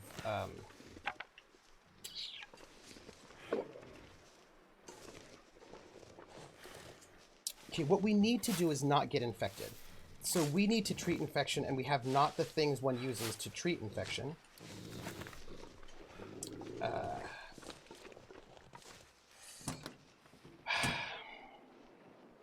It's okay. It's okay. This is how we died last time, by the way. We died last time because we died of infection.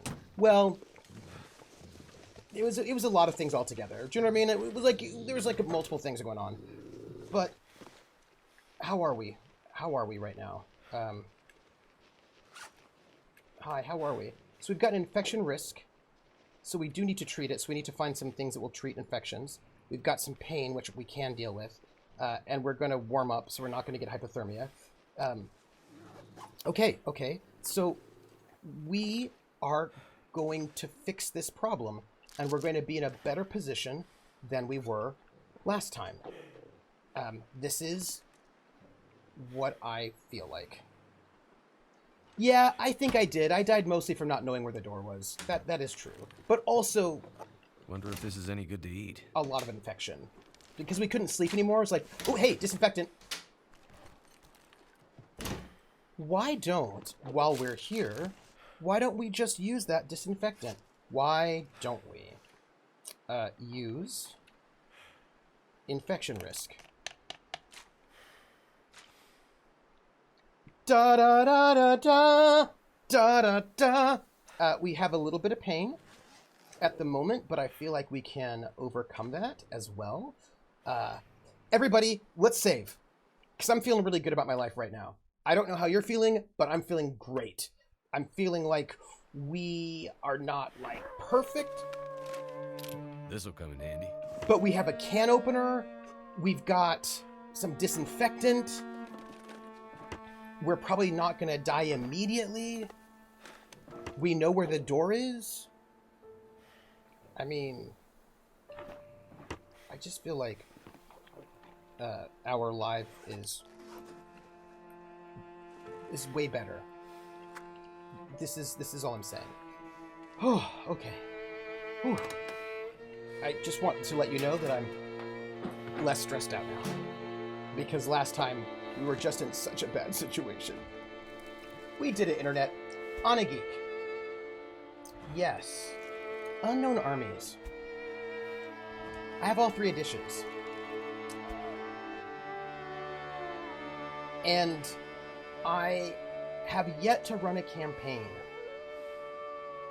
Because I feel like there are some challenges. I feel like there's some challenges with that game. And I've not yet figured out... I mean, like, I know the obvious way to get through those challenges, but you don't always have sewing kit. You don't always have the options. So, what am I talking about? I'm going to be more clear. One of the things I love about Unknown Armies is its setting. Also, RP News, I had a season finale of my D&D game. You made your players cry? Nice. Nice. Making your players cry is the best. It's the best. I mean, you don't punch them. Like, you don't make them cry by punching them. Unless you're punching them in the feels. That's, you know, that's different. You know, we're going to take all these things and get ourselves... I think, look, we're in a good space. Yeah, I'm going to repair what I can. I'm going to sort of see if there are any other things I can pick up first. Wolves, why? Yeah, I've got first, second, and third ed. I kickstarted third, as a matter of fact. Yes. So, the thing about Unknown Armies is that the lore, the setting is so good. It's so good, but I find it to be a little bit tricky the way it's set up to onboard players who don't know it. What have we here? Why wolves, more scholarly form of lycanthropy. Yes. I wonder if I'm going to sleep here tonight. In this place. This is a question I have. Also, we are going to repair things. Yeah, so I find that the lore... So here's the thing. If the players want to be magic users or followers of a god, then the thing is...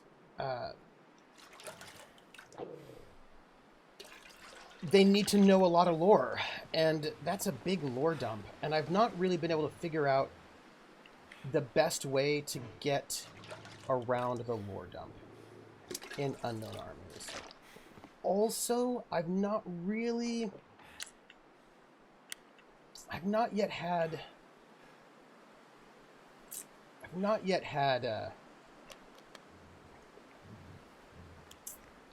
campaign like pop out at me as like, this is what I want to do, because of where are we at?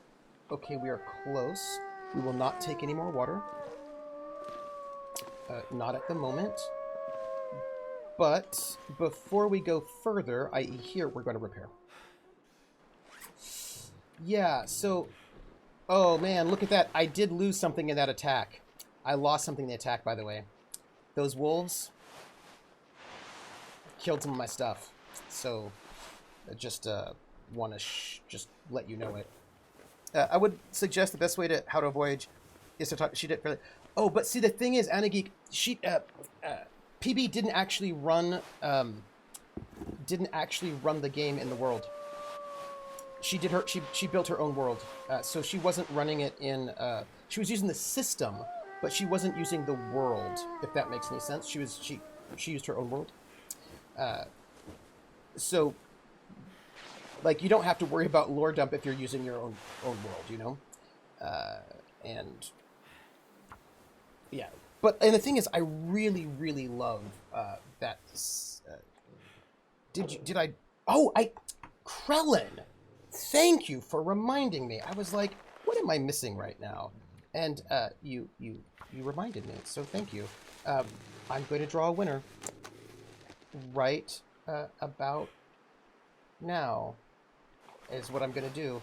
I just am going to check to see. Just take care of this business right now. You don't think you've ever used a D&D?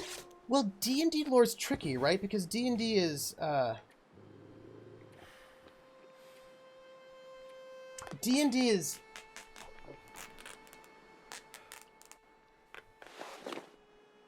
D&D's tricky.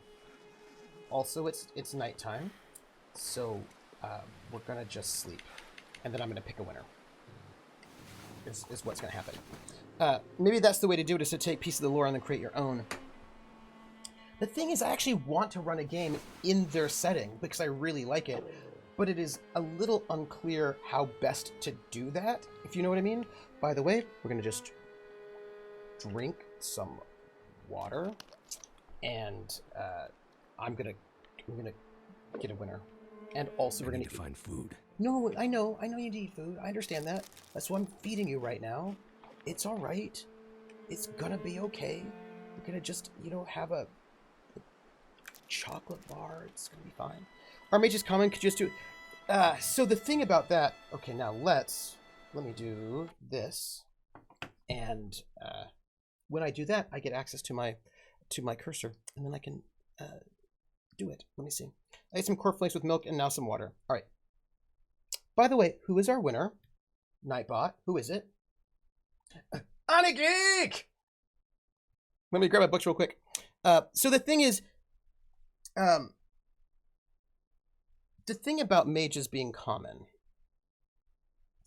is that mages and basically godwalkers are really important as part of like the supernatural. Like basically, if you want to have access to non-normal human being abilities, you're going to be one of those two things, right? You're going to be basically a godwalker or a mage, or you'll just be a regular person. A lot of people want to do those things, but they require a lot of discussion. Do you know what I mean? And so the tricky thing is, one of the easy thing you could do is, by the way, Ant Geek, I'm gonna send you the code.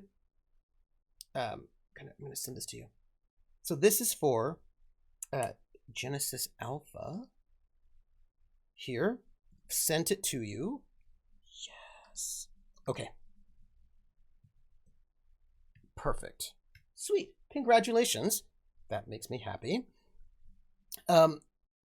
So here's the tricky thing. One of the obvious and interesting ways, one of the obvious ways to go and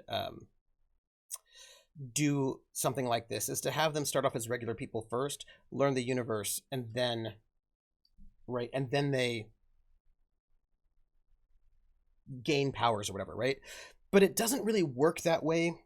It's not easy to do that in Unknown Armies because of the way that magic works. People who can wield magic are obsessive. They're obsessive and they're not completely sane. And they are basically so obsessed about something that that thing becomes their reality, so then they can warp reality around that thing. So you kind of need character concepts who are kind of into that thing. Basically, I think, look, basically what I would say is the way to do it would be, I need to find people who are willing to do a little bit of background reading, right? Who are willing to do a little bit of homework to get to know the lore. And then if you do that, then it should be fine. But like, you know, not all players want to go and be up on lore. Some players are like, I don't care. Yeah. That's it. And Krellin says it's simple. One here. Mages of just World of Darkness mages? Yes, but I think a bit more specialized, right? In the sense that it is dark. It's really dark out. I kind of want to sleep a little bit longer because I think maybe 2 hours will do it. Something specific, actually. Yeah, so, for example, a dipsomancer is somebody who's obsessed with alcohol, and they believe that in alcohol lies truth. That is, like, their obsession. And so they, if you were to run something, when are you thinking of doing it? Unknown Armies? Unknown Armies is later on my list because I've got some other things that I'm going to be running first. I've got some, and I was just asked to do a thing probably in October.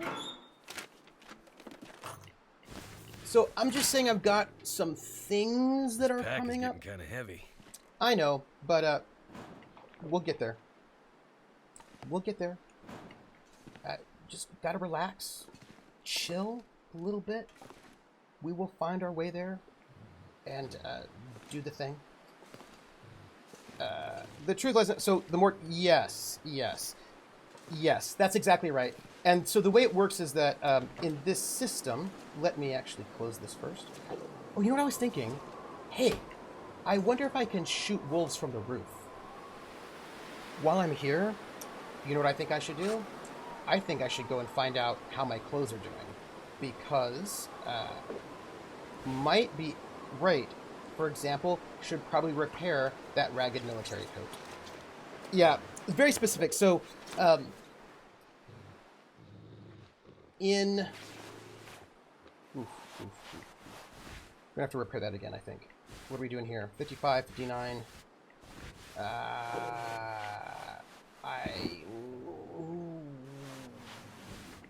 All right, well, repair.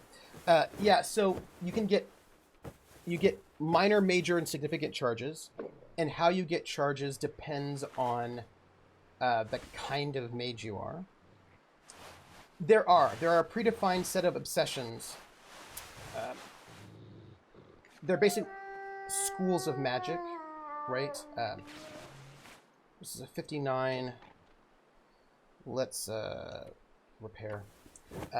So you get minor, major. It's a little bit improvisatory like World of Darkness, but it's a little different.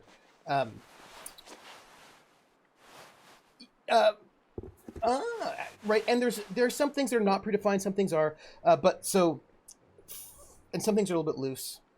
Hey, Artie. So if you look at something like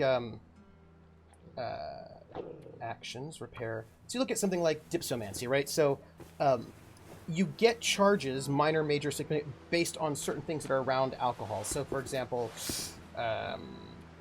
if you drink from a very significant vessel, that will give you a certain kind of a charge.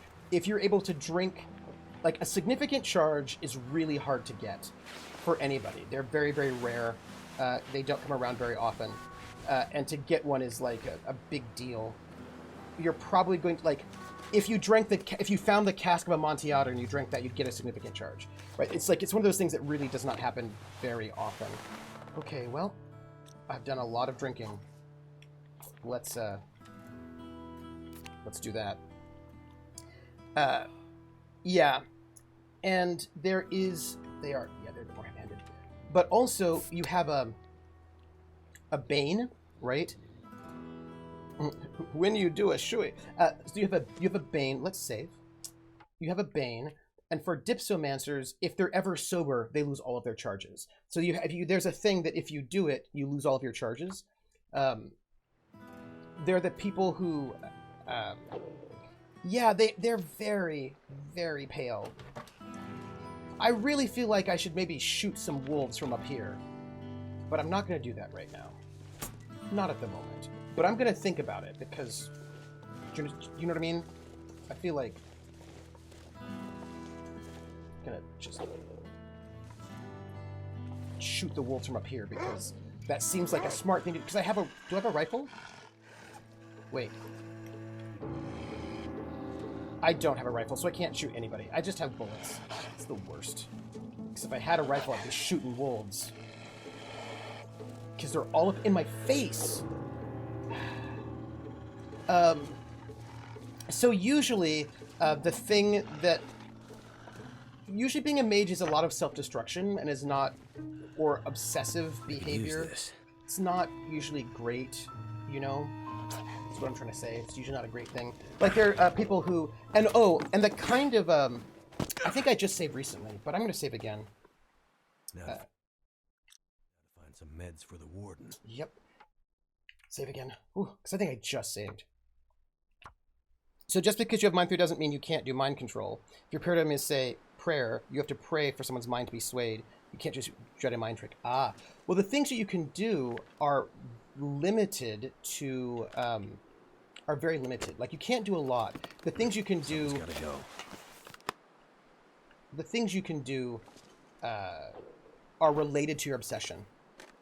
Right? So, there are these people... Oh, I love them. The Cleomancers. They're my faves. They deal with history. Their ways of getting charged are a little bit less self-destructive. Like, there are people who get charges by harming themselves. Very self-destructive. Cleomancers don't have to harm themselves. They get charges, basically, collective unconscious, right? When people think about a place, energy goes there. So, and the more people think about a place, the more energy, right, is stored in that place. So if you go to, a place, you can get energy. These historically important places, you can get energy. I think I'm a little over-encumbered. It's not too bad. But that said, let's harvest this. Back when Nocturne was running, I had a character concept that couldn't figure out how to build it. Oh. What was it? What was it? So, if you're a Cleomancer, you have to go to a location in order to go and get your charges. Tricky thing is that there are other Cleomancers and they're going to go to those places as well, and they might you know, harm you. So like the best thing you can do is try to find like a place that people think about, but like is not, it's hard to get to, and probably don't know where it is, or one of the only people who does know where it is, and then you can find those places a little bit easier. But if you then have Cleomancy, you can do things like, let's see, Styx newsprints. I'm going to craft these. You can do things like make somebody forget that somebody existed, right? Because that's part of Cleomancy. You can make some people remember a fact as if it were true, or they'd heard it. They'd heard that fact before. They think that's true. They may not believe it. They certainly heard it. So like Cleomancers sort of deal with what people remember or not remembering, and then Can't have too much water. it's true. Yes, so there are like a lot of different styles of, and whatever magic you have is going to be related to your obsession, basically.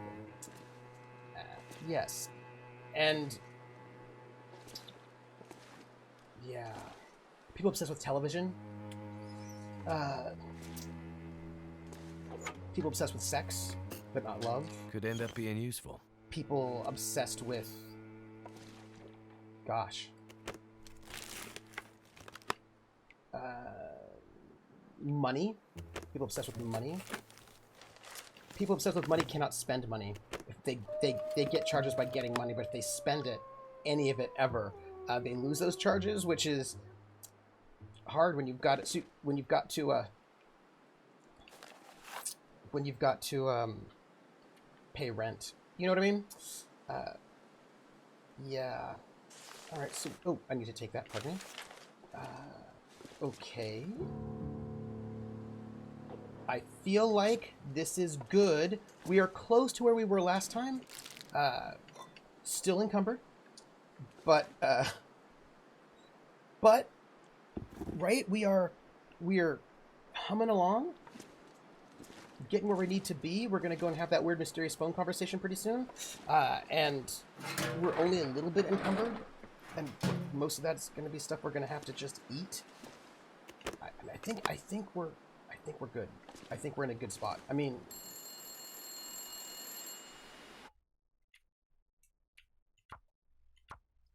gonna go have this conversation right now. Basic being Legion. Oh. Hello? Hello? Yes, Crone. Who the hell are you? Well, I could ask you the same question. Quit fucking around. Who are you? Drunk mages do I'm Dead in Pain. really important. Just a bush pilot. I think they can also My influence other name's- people as well. You forgot your name. My name's Mackenzie. Right. Well, Mr. Mackenzie. I think I might find Not something else. Mr. Mackenzie. Just Mackenzie. Well, Mr. Bush Pilot Mackenzie. Welcome to the party. You working for those assholes in prison? So a good location Which one? would be the house where Marilyn Monroe was born. Then what are you doing out here? Because most people don't know where she was Where are born, you calling me? but people think about Marilyn Monroe all the time. So energy is Somewhere safe. collecting at that space. So that'd be a good space to go. Look, Mr. Mackenzie. Soon you're gonna have to figure out whose side you're on in this little stalemate we have going on. I don't know anything about a stalemate. And I'm not on anyone's side. I'm on my own side. Well, at least you're honest. That's a start. Where are you? And what do you want? Ooh-wee. That question has a long damn answer. Also, Right now, I'm safe from those prison assholes. But I cannot say the same for you. the Godwalkers are also very Look, interesting. The prison warden. He's injured. I'm just trying to keep him alive. So, they let you out of the prison. But Then they're just Muslim gonna characters let you probably back choose to in? do their Hajj before they need to. Right. Yes. But you aren't helping them. No. Something about this situation, about you, doesn't fit. Probably, yeah.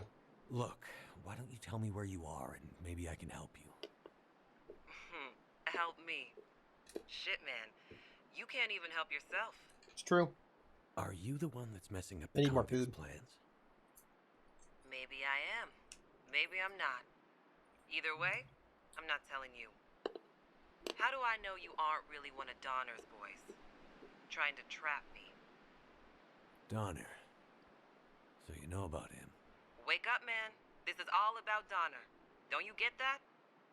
And I'm the only thing standing between that fucker rotting away in solitary and an evil bastard being unleashed to the rest of this frozen hellhole. Well, I mean, I hear it's nice in the summer. Artie asks. Take care of yourself, Mr. Mackenzie. So. Those wolves sound pretty hungry to me. Rude. So. I'll do my best. I'm gonna just like probably like 15 or so after 9 because I started basically on time. That was weird. So probably like go to about just like a little bit. Positional energy can be used up, which is why Cleomancers, like, you're probably gonna be, like, if you were one of those mages that harms yourself in order to get power, you're not gonna have a lot of competition, you know. But those ones that go and collect energy from the collective unconscious, nobody needs this anymore. They are in competition with each other quite often. Let's see. Read text. Oh, this is the gate key.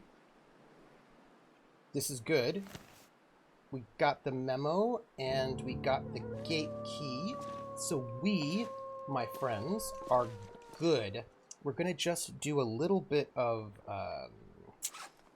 fixing of, like, you know, working out our clothes. Because I think these are going to be better if I can repair them. If I remember correctly, the UA lore is in the reveal book. I believe so.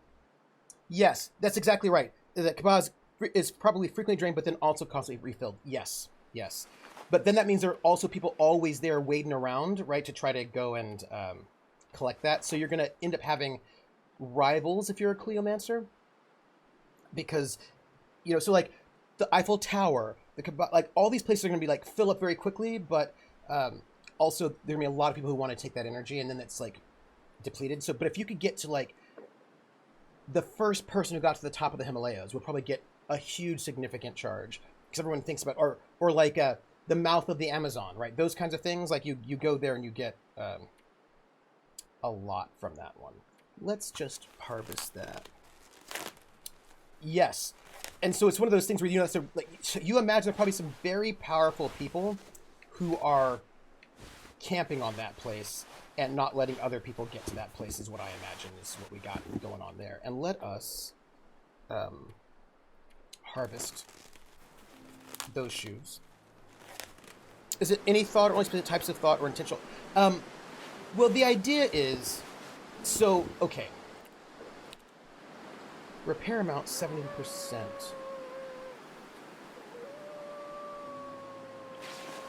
Let's keep it off for the moment. And then, but let me repair this. I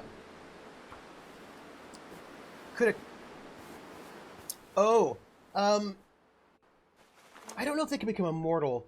It's a good question. But the thing that's fascinating, right, about all of this is the Godwalkers. But it's part of the whole setup is that there are a certain number of people who live in the invisible clergy. 'Cause this is all about the collective unconscious, right? So that when human beings think enough about an archetype, the person who most embodies that archetype then ascends to godhood. Sort of. Oh yeah, that could make sense. Oh, that could work. That could work, Krellin. Where am I?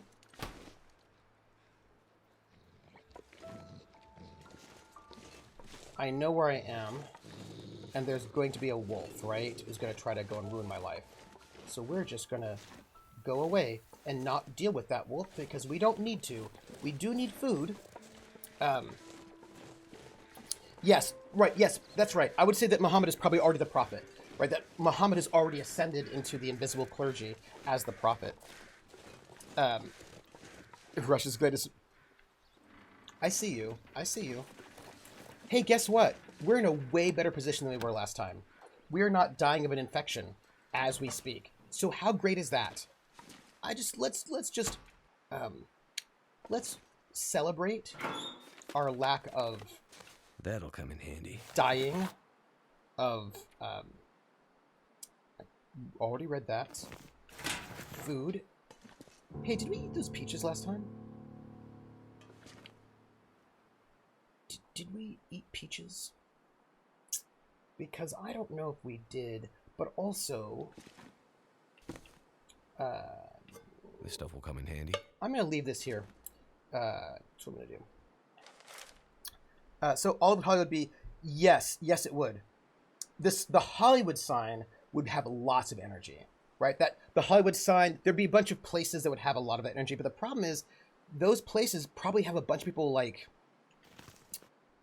sort of like magical gangsters being like, get off of our turf. I better take this food. You know what I mean? So that would be tricky. Yes. So Godwalkers are those people. Let's newspaper clipping. That's good. We've read it before. We'll take it. We're going to have to eat some real soon. Where are we at? We're a little over, but I think that at this moment we can probably just eat some food. Yes. So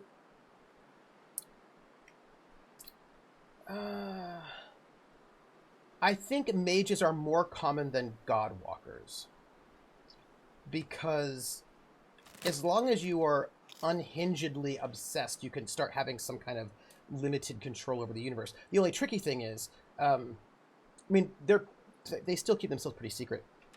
The only tricky thing is that it's really hard to get big charges. Like you can if they're like, let's say there are a lot of mages, most likely they're never like, I imagine most mages are never going to see a significant charge in their life, right? That's not what they're going to... noisemakers, great. You know, they'll probably see a bunch of little minor charges here and there, but maybe they'll never even see... I could use this. A significant charge What do we have here? in their life. Because it's really hard to get a significant charge. Okay. All right. Great. I did all of that. And we're going to save.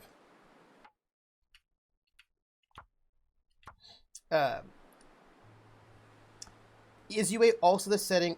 Yeah, the White House is also one of these places. All setting where everyone are refugees from other areas. No, that's a different place. This is one where, hey, we are where we were last time, but without the death. So this is the one where when the world is created, there's one person who exists, and that's the Comte de Saint-Germain. And then we get people. Yes, that's Banestorm. And then you get people, but people, and then people think about things, right? These archetypes, the father, the soldier, the mother. Well, the thing is, you could set a bomb somewhere off, but that doesn't mean that the Cleo... Like, I imagine if a bomb goes off somewhere else, all those Cleomanters are going to rush to, like, locations. They're all probably going to... Because what you want is to find a location that nobody knows. If you can find a location that people think about, but nobody knows where it is, then you probably won't get the competition. Which will probably be better for you. Let's see. What do we got here? Hey, I'm feeling really good about where we're at right now. Yeah, Unknown Hours is the ever-cycling universe, because only X people ascend, and then, yes, right. So yeah, basically, once you fill up the invisible clergy, then the universe is destroyed and rebuilt based on who is in the clergy. And so Godwalkers are people who follow the path of one of the archetypes. So like, either one that has not yet, that one that isn't yet in there, or one that already is in there. So like the True King would be one of these archetypes, but there already is a True King in there. And as you follow the path of the True King, you gain powers that are related to being a True King. And if you, and it's based on percentile, right?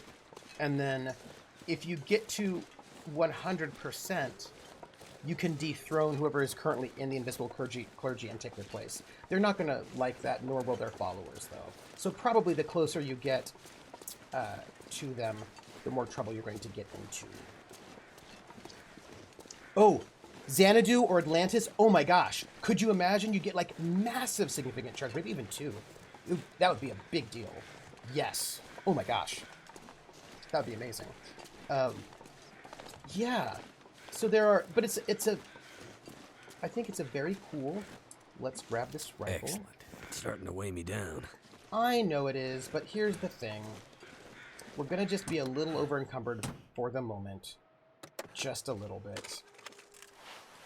And that's just kind of how it is. Also, I just want to see where we're at when it comes to bandages. We only have 2. Let's make 2 more. Because, you know.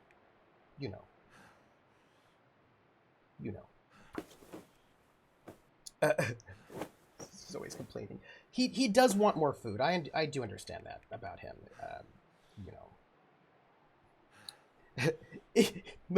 Krellin says, Mackenzie runs on complaints. If he stops complaining, he dies. And that's probably true, actually. Okay, so we are looking... Where are we at? We are looking like we can maybe harvest a couple of things. The sun's setting. It's gonna get a lot colder soon. Well, that's bad. That's bad. Oh, well. Interesting. Well, this is clearly not as good as that, so we'll just harvest it. Mackenzie's a complainomancer. It's, he just has to, like, I have no hat, and I wish I did have a hat, but I don't have a hat. Which everybody knows, hats are important. Did we save? Let's save. I feel like I'm saving obsessively. Oh, Anageek, I see your quote. If he dies, he dies. That's Drago from Rocky IV. He's probably one of those Mastomancers, one that's running on hurting himself. Probably every time he breaks an ankle, he gets like a special power.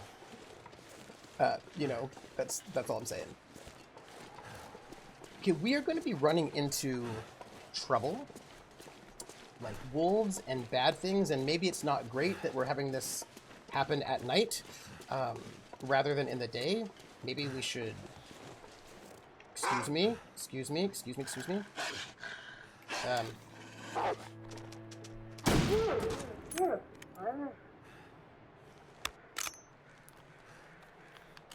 Y'all, did you see that?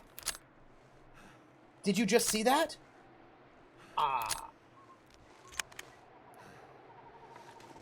Guess what?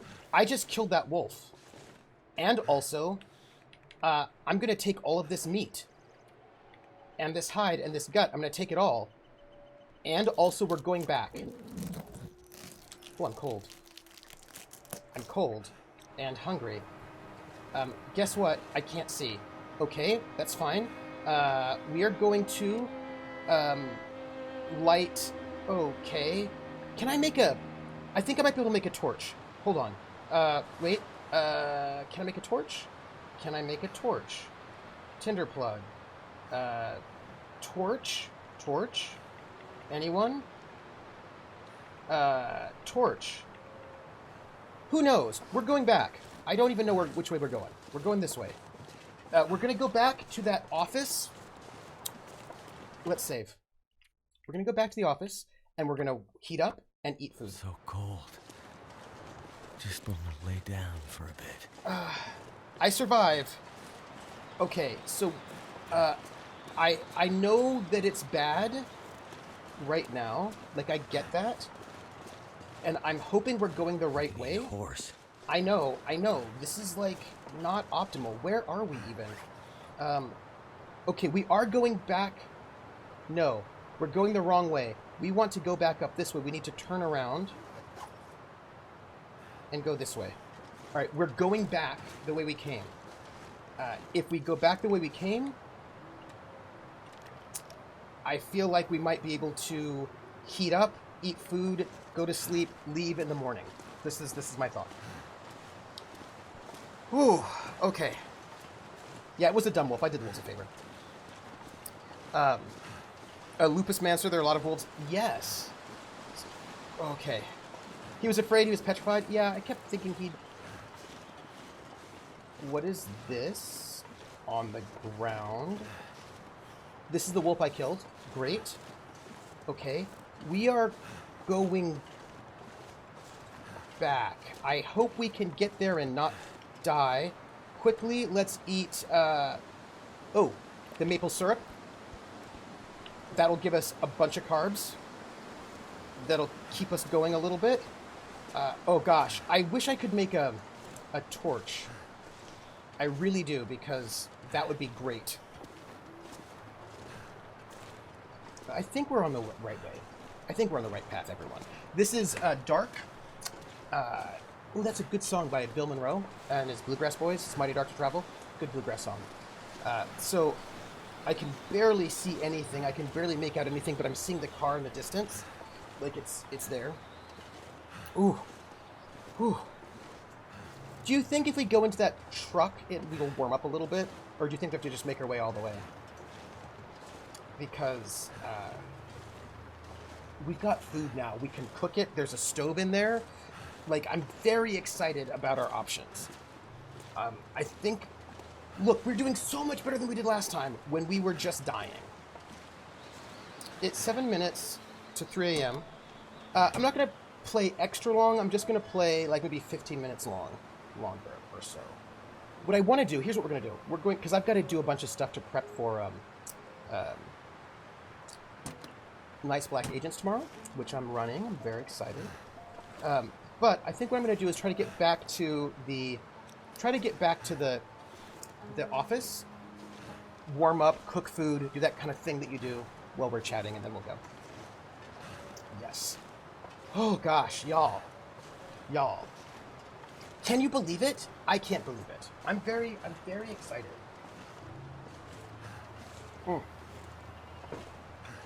Yes. So what do you all think about this whole internal versus external locus of control situation here? What are your thoughts on that? I want to know. Just asking for a friend who's a bit time blind. Fair. Yeah, so I'm thinking like get back to the office, start a fire, cook food, warm up, go to sleep. Right? This is like basically take care of myself, leave Mackenzie in a decent spot so he doesn't complain. And then go. Those are my thoughts. So many nights lugging away way too much loot. Then he broke his foot, and he found a magic boot, and now he's magic. When he complains, he just walks around with that hunchback and many sprains. He should have cooked that stupid meat. He should have boiled up that tea if he wanted to survive this place that is so wintry. I love that. I love it. Very much. More than you can know. Map, we're still good. Okay. We're on our way. Yeah, I tried to do those pipes for the line breaks. Yeah. Hey! It's so nice. Y'all are so great. And we're doing so well. I mean, I realize that he's looking bad at the moment. And there's a deer up there that'll probably be frightened off, but I'm not even worried. We've got, like... everything. Fitting the rhyme meter was the tricky part.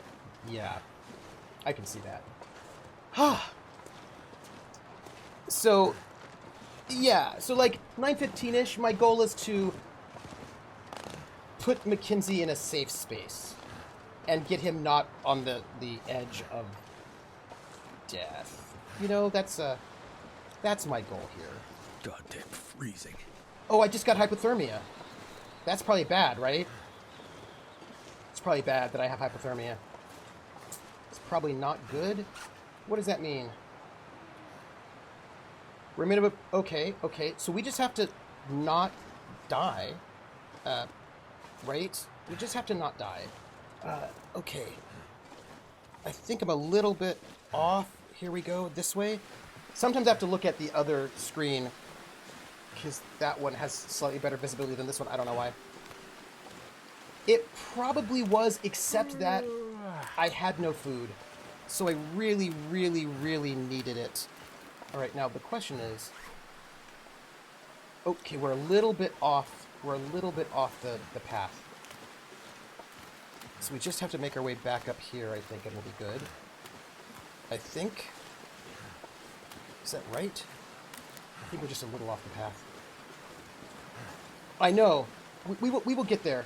We will just get here, and then we won't die. And it'll be fine. Come on. Here's our path. Here we go. Here we go. We're back on the path. It's just so dark, and I don't have any torches. But we will get torches. Okay. Okay. Can you lug carcass? I think you have to quarter them, and then you can lug them. So I think you have to cut them, which still takes some time, but less time. So I think when we're in that situation next time around, we'll have to... I see snow. Ooh, we're a little bit off, but we are getting there. We're just a little off, but we are... We're on our way. Let's see. I think we have to go around this rock. It's just, we're just in a, you know. Okay, good. We are almost there. We just have to stay on the road. If we can stay on the road, which is right here, we should make it. And we're very close. Die if I don't warm up soon. Oh, we've got frostbite. That's probably bad. That's bad. Okay, we're on the road. I think if I make this one up because it's me. Oh, no, not I. I won't survive. He's got frostbite. I feel like frostbite's a problem, huh? Oh, my general condition is now permanently reduced, everybody. That's bad. Permanent reduction in my ability. If I don't rest soon, I'm gonna faint. Yes, I know. I know. We're right there, Mackenzie. Like, we're right there. You gotta relax. Like, see, we're right there. You just... Yeah. I saved... I think right after killing the wolf. On our way back, I think. But we are... I've been so hungry in my life. Yes, I know. We are right there. You just have to relax. Will I finish The Long Dark in 2022? Maybe? Well, actually, I don't think I can. What is that? I don't think I can because the last chapter's not out yet.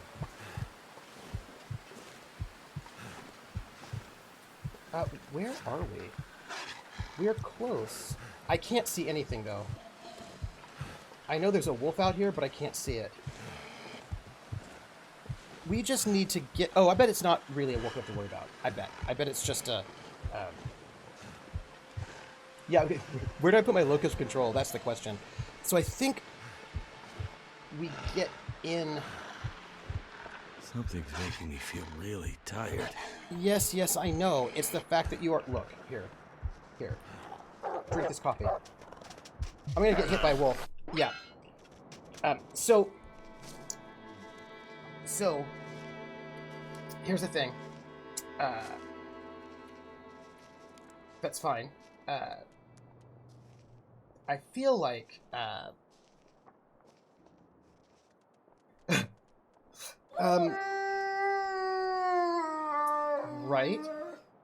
right.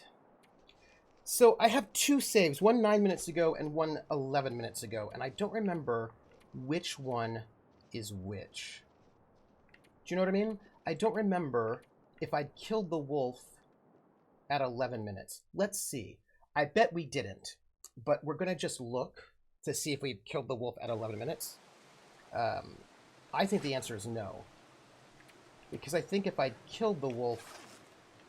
Yeah, no, I haven't killed the wolf yet. So we've got to go back to...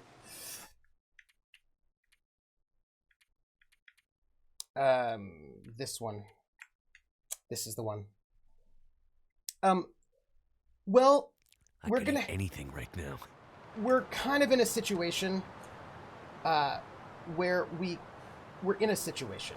is what it is. So what we're going to do is we're going to drink this cup of coffee. Yeah, I was right. Okay, here's what we're going to do. We're going to see if we can maybe make a snow thing. Right, if we can maybe make a snow hut, we can maybe sleep there. I mean, it's not great, right? Because we need to make a fire. If we could make a fire, but we need a place that is sheltered from the wind, which is not. We need to find a place to make a fire and warm up. This is just what we need to do. I'd eat anything right about now. I've got to get them from the beginning, the top. Also, we just need to find a location where we can set a fire. And then I can sing all the lyrics, and that'll be lovely. Because they're good. Here? No.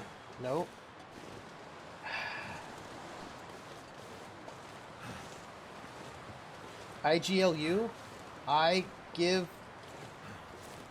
love you. I am gonna, someplace, give me a location. Igloo.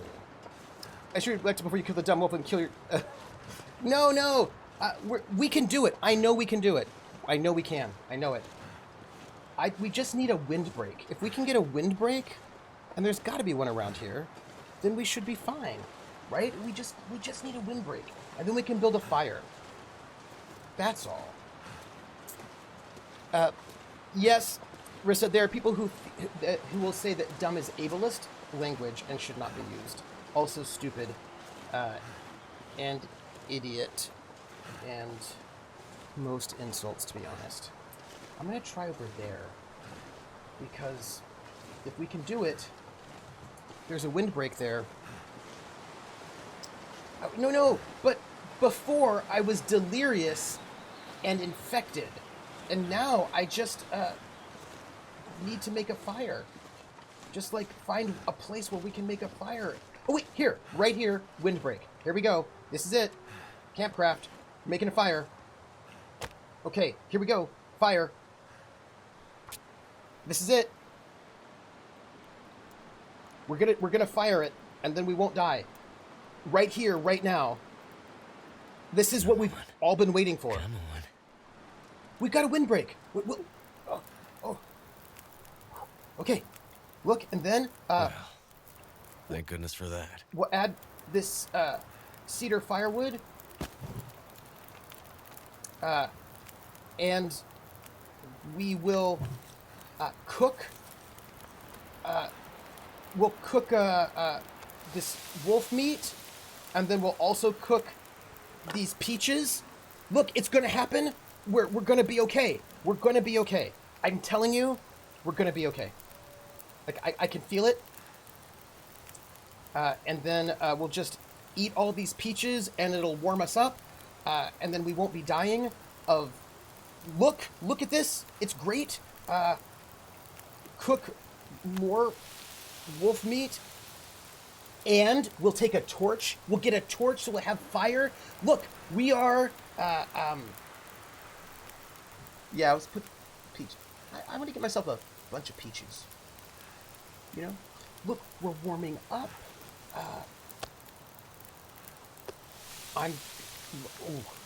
This is gonna be good, and this is gonna be good. I'm gonna prepare some rose hips while we're here. Right, and I could eat anything. millions of peaches. I know you could eat anything. I know. I've got some meat for you though. Like you gotta just relax a little bit. That's all. We're gonna eat this wolf meat. I didn't eat it. Oops. Let me cook more wolf meat while we're here. And then find the wolf meat. Where was it? Hello, wolf meat. Where are you? Here you go. Yeah, just eat all of that. Yes. Peaches for free. Okay. Look at this. Here we are. Drinking some water. I know it was touch and go, but we built a fire. We are warm. Look, we're gonna be great. We're gonna be great. And then I'm gonna also just eat this meat. Oh. Yes, this is good. This is good. When I'm warm, I will. When I'm warm and fed, I will save. And then my disbelief isn't suspended, it's hanged. Look how great our life is right now. Our life is just full of joy. And we're only mildly over encumbered. Oh, and you know what? Maybe while we're here, I can make, this takes, what, 30 minutes? I'll make a head wrap. Right? Because we've got the time. Have a head wrap in, then I won't be so cold. And then I'll just take this, and then I've got 6 minutes. Everything is great. Everything is great. And I've got a head wrap on. Can I wear 2 head wraps? It's a question I have, actually. And our stuff isn't too, yeah. Look at this. Look at this. This is good. This is good. I think we take All this gear is slowing me down. You gotta relax a little bit. And we'll just cook, how much water do we have? How much water do we have, everybody? Water.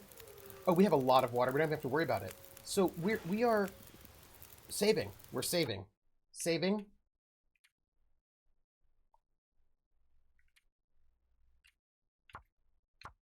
Boom. Boom. Boom, everybody. Look at that. We are here. Everything is great. And, like, it's kind of basically time to sort of sign off for the moment. I don't think I need to cook anything else. I've got 39 minutes. And I'm going to take torches. Right? Y'all. Taking torches. Which apparently, if we figure out how to use them, and we use them to make fires in some kind of a way, it's better. We've got... Oh. Look how great our life is right now. Our life's really good. We're a little tired, but I think we can make it. And I really would like to sleep, you know? But we don't have we don't have any place to, we don't have we don't have the means to sleep, is what I'm trying to tell you. So I don't know what we're going to do about that because we don't have the means to sleep. But we're going to save.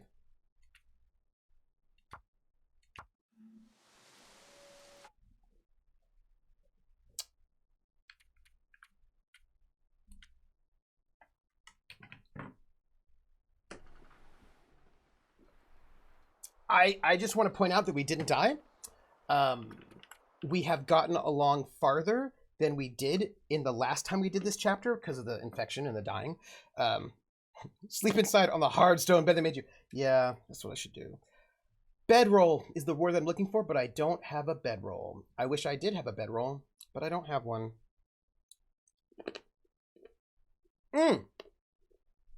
We did die once. Wait.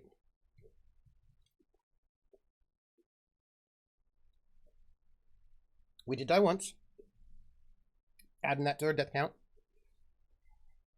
Okay. So first off. Oh, you're right. You're right. You'll get on that. Okay, wait.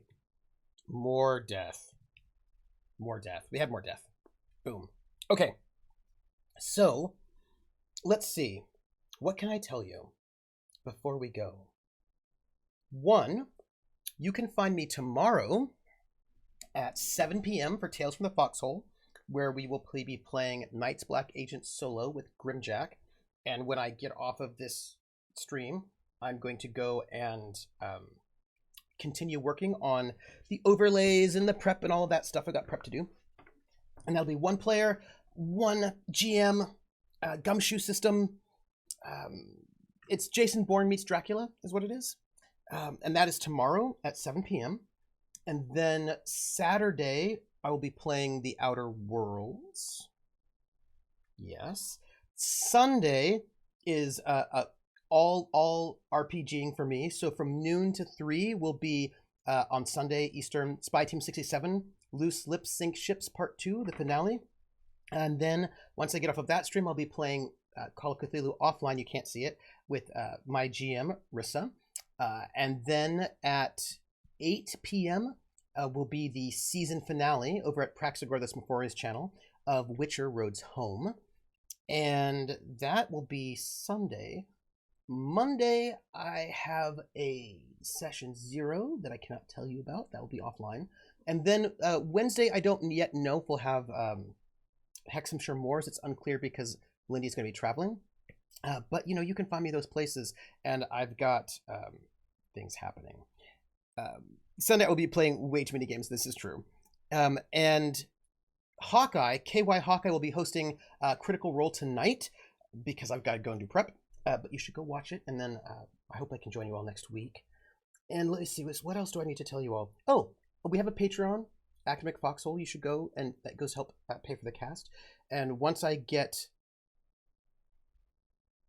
the show tomorrow launched, I'll have a little bit of free time that I can use to catch up on Critical Role and to catch up on my Patreon letter and editing and all that stuff. Got some stuff to do.